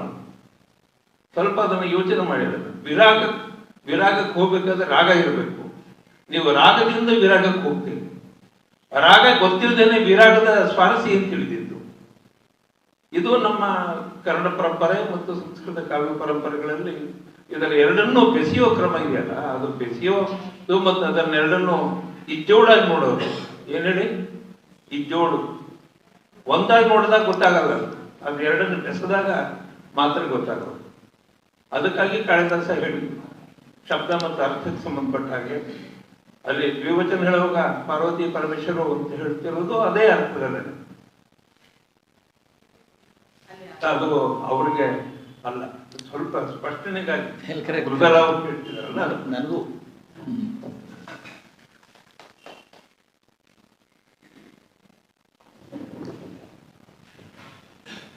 ಪೊಯೆಟ್ರಿ ಡೆಫಿನೇಷನ್ ಹೇಳ್ತಾ ವರ್ಡ್ಸ್ವರ್ತ್ ಹೇಳಿದ್ದನ್ನು ನಾನು ಜ್ಞಾಪಿಸ್ಕೊಳ್ತೇನೆ. Poetry is the spontaneous overflow of powerful feelings recollected in tranquillity. ಇದು ನನಗೆ ತುಂಬ ಮನಸ್ಸಿಗೆ ಹಿಡಿದಂಥ ವ್ಯಾಖ್ಯೆ ಇದು. ಅದರಲ್ಲಿ ಕ್ಲಾಸಿಕಲ್ ಛಂದೋಬದ್ಧವಾದಂಥ ಕವಿತೆಗಳು ಮತ್ತು ನವ್ಯ. ಇಲ್ಲಿ ವರ್ಡ್ಸ್ವರ್ತ್ ಒತ್ತಿರೋದು ಸ್ಪಾಂಟೇನಿಟಿ ಕಡೆಗೆ. ಅದರಲ್ಲಿಯೂ ಸ್ವಾರಸ್ಯ ಇದೆ, ಇದರಲ್ಲಿಯೂ ಸ್ವಾರಸ್ಯ ಇದೆ. ಭಾಳ ಕವಿತೆ ಓದ್ಕೊಂಡವನಲ್ಲ ನಾನು. ಏನೋ ಬೇಂದ್ರೆ ಅವ್ರ ಕವನಗಳನ್ನ ಓದಿದಾಗ ಒಂಥರ ಆನಂದ ಆಗ್ತಾ ಇತ್ತು. ನಾನು ಇದು ಗರಿ ಮತ್ತು ನಾಗಲಿಲೆ ಅವನ್ನ ಅಷ್ಟೇ ಓದ್ಕೊಂಡವನು. ಆದರೆ ಅದು ನವ್ಯನೋ ಅಥವಾ ಛಂದೋಬದ್ಧವಾದಂಥ ಕವಿತೆನೋ ನನಗೊಂದು ಸ್ಪಷ್ಟ ಕಲ್ಪನೆ ಇಲ್ಲ. ಅದನ್ನು ತಾವು ಸ್ಪಷ್ಟಪಡಿಸ್ಬೇಕು ಕೇಳ್ಬೋದು. ತಮ್ಮ ಸಂತೋಷ ಕೊಡ್ತಾ ಸಾಕು, ಸಂತೋಷ ಕೊಟ್ಟರೆ ಸಾಕು. ಕಾವ್ಯದ ಉದ್ದೇಶ ಅದು. ಮತ್ತು ಇನ್ನೊಂದು ತಾವು ಹೇಳಿದ್ರಿ, ಅದಕ್ಕೆ ಬರೆದದ್ದು ಯಾರು ಹಿತವರಿಮೆಗೆ ಈ ಇಬ್ಬರೊಳಗೆ ಅಂತ. ಯಾವ್ದು ಬೇಕೋ ಆರಿಸ್ಕೊಳ್ಳಿ. ಈಗ ಕೆಲವರಿಗೆ ಕುಮಾರವ್ಯಾಸ ಇಷ್ಟ, ಹಳ್ಳಿಗನ್ನಡದ ಭಾಮಿನಿ ಛಂದಸ್ ಭಾಳ ಇಷ್ಟ ಆಗುತ್ತೆ. ವೇದ ಪುರುಷನ ಸುತನ ಸುತನ ಸಹೋದರನ ಹೆಮ್ಮಗನ ಮಗನ ತಳೋದರಿಯ ಮಾತುಳನ ರೂಪನ ಅತುಳ ಭುಜಬಲದಿ ಕಾದಿಗೆಲಿದನ ಅಣ್ಣನ ಅವ್ಯಯ ನಾದಿನಿಯ ಜಠರದಲ್ಲಿ ಜನಿಸಿದ ಅನಾದಿ ಮೂರ್ತಿ ಸಲಹೋಗದುಗಿನ ವೀರನಾರಾಯಣ. ಓ ಅದ್ಭುತ ಅನ್ಸ್ಬಿಡುತ್ತೆ. ಅದೇ ನಮ್ಮ ಡುಂಡಿರಾಜ್ ಹೇಳಿದ, ಅದು ಸಂತೋಷ ಕೊಡುತ್ತೆ. ದಾರಿಯಲ್ಲಿ ಸಿಕ್ಕಳು ನಮಗೀಗ 3 ಮಕ್ಕಳು ಅಲ್ವಾ, ಪದ್ಯ 2 ಸಾಲಿನ ಪದ್ಯ ಅಲ್ವಾ, ಎಷ್ಟು ಚಂದ ಅಲ್ವಾ ಅದು. ಅದು ಸಂತೋಷ ಕೊಡಲ್ವಾ? ಅಂದರೆ ಯಾವುದು ಚಂದ ಅನ್ನೋದು ನಿಮ್ಮ ಮನಸ್ಥಿತಿ ಮೇಲಿದೆ. ಇನ್ನೊಂದು ಭಾಳ ಹೇಳ್ತೀನಿ, ಕಾವ್ಯ ಓದುವಾಗ ನಿಮ್ಮ ಮನಸ್ಥಿತಿ ಬಹಳ ಮುಖ್ಯ. ನಮ್ಮ ಮನಸ್ಥಿತಿ ತೀರ್ಮಾನ ಮಾಡುತ್ತೆ. ಕಲ್ಪನೆ ಮಾಡಿಕೊಳ್ಳಿ, ನೀವು ಏನೋ ಬೇಜಾರಲ್ಲಿದ್ದೀರಿ, ತುಂಬ ಬೇಜಾರಲ್ಲಿದ್ದೀರಿ, ಮನೆಗೆ ಹೋಗ್ತೀರಿ, ಮಕ್ಕಳು ಟಿ ವಿ ಹಾಕ್ಕೊಂಡು ಲಾರೆಲ್ ಹಾರ್ಡಿ ಕಾಮಿಕ್ ಶೋ ನೋಡ್ತಿದ್ದಾರೆ. ಬಂದ್ ಮಾಡ್ರೋ ಅದನ್ನ, ಏನು ಹಚ್ಚಿದಿರೋದ ತೆಗಿರೋದು. ನಿಮ್ಮ ಮನಸ್ಸಿಗೆ ಸಮಾಧಾನ ಇಲ್ಲ, ಆ ಕಾಮಿಕ್ ಇಷ್ಟ ಆಗಲ್ಲ. ನಿಮ್ಮ ಮನಸ್ಸಲ್ಲಿ ಭಾರಿ ಖುಷಿಯಲ್ಲಿ ಬಂದಿದ್ದೀರಿ ಮನೆಗೆ, ಯಾರೋ ಒಂದು ಆನಂದ ಸಿನಿಮಾ ಹಾಕೊಂಡು ಅಳ್ತಾ ಇದ್ದಾರೆ, ಗೊಳ ಗೊಳ ಗೊಳ ಅಳ್ತಾ ಇದ್ದಾರೆ. ಅಳೋ ಸಿನಿಮಾ ಯಾಕೆ ಹಾಕಿ ತೆಗಿರೋದನ್ನ ಅಂತೀರಿ. ಸಿನಿಮಾ ಕೆಟ್ಟದ್ದು ಒಳ್ಳೇದಲ್ಲ, ನಿಮ್ಮ ಮನಸ್ಥಿತಿ ಹೇಗಿದೆ ಅಂತ. ಹಾಗೆ ಕಾವ್ಯ ಓದುವಾಗ ಕೂಡ ನಿಮ್ಮ ಮನಸ್ಥಿತಿ ಹೇಗಿದೆ ಅಂತ. ಕೆಲವೊಂದು ಸಲ ಯಾವುದೋ ಕಾವ್ಯ ಓದಿ ಅಷ್ಟೇನು ಚೆನ್ನಾಗಿಲ್ಲ ಅಂತ ಬಿಟ್ಟಿರ್ತೀವಿ. ಮುಂದೆ ಯಾವತ್ತು ಓದಿಗೆ ಎಷ್ಟು ಚೆನ್ನಾಗಿದೆ ಅಲ್ಲ, ಇದು ನೋಡಲೇ ಇಲ್ಲಲ್ಲ ಅವತ್ತು ನಾವಂತ ಅನಿಸುತ್ತೆ ನಮಗೆ. ಅಂದರೆ ನಮ್ಮ ಮನಸ್ಥಿತಿ ಮೇಲೆ ಕಾಣಿಸುತ್ತೆ. ಆದ್ದರಿಂದ ಕಾವ್ಯ ಇರೋದೇ ಉದ್ದೇಶ ರಸೋತ್ಪತ್ತಿ ಆಗಬೇಕು, ಖುಷಿ ಆಗಬೇಕು, ಸಂತೋಷ ಆಗಬೇಕು. ನವ್ಯದಲ್ಲಿ ಸಿಕ್ಕರೆ ಸಂತೋಷ, ನವೋದಯಲ್ಲಿ ಸಿಕ್ಕರೆ ಸಂತೋಷ, ಹಳ್ಳಿಗನ್ನಡದಲ್ಲಿ ಸಿಕ್ಕರೂ ಸಂತೋಷ.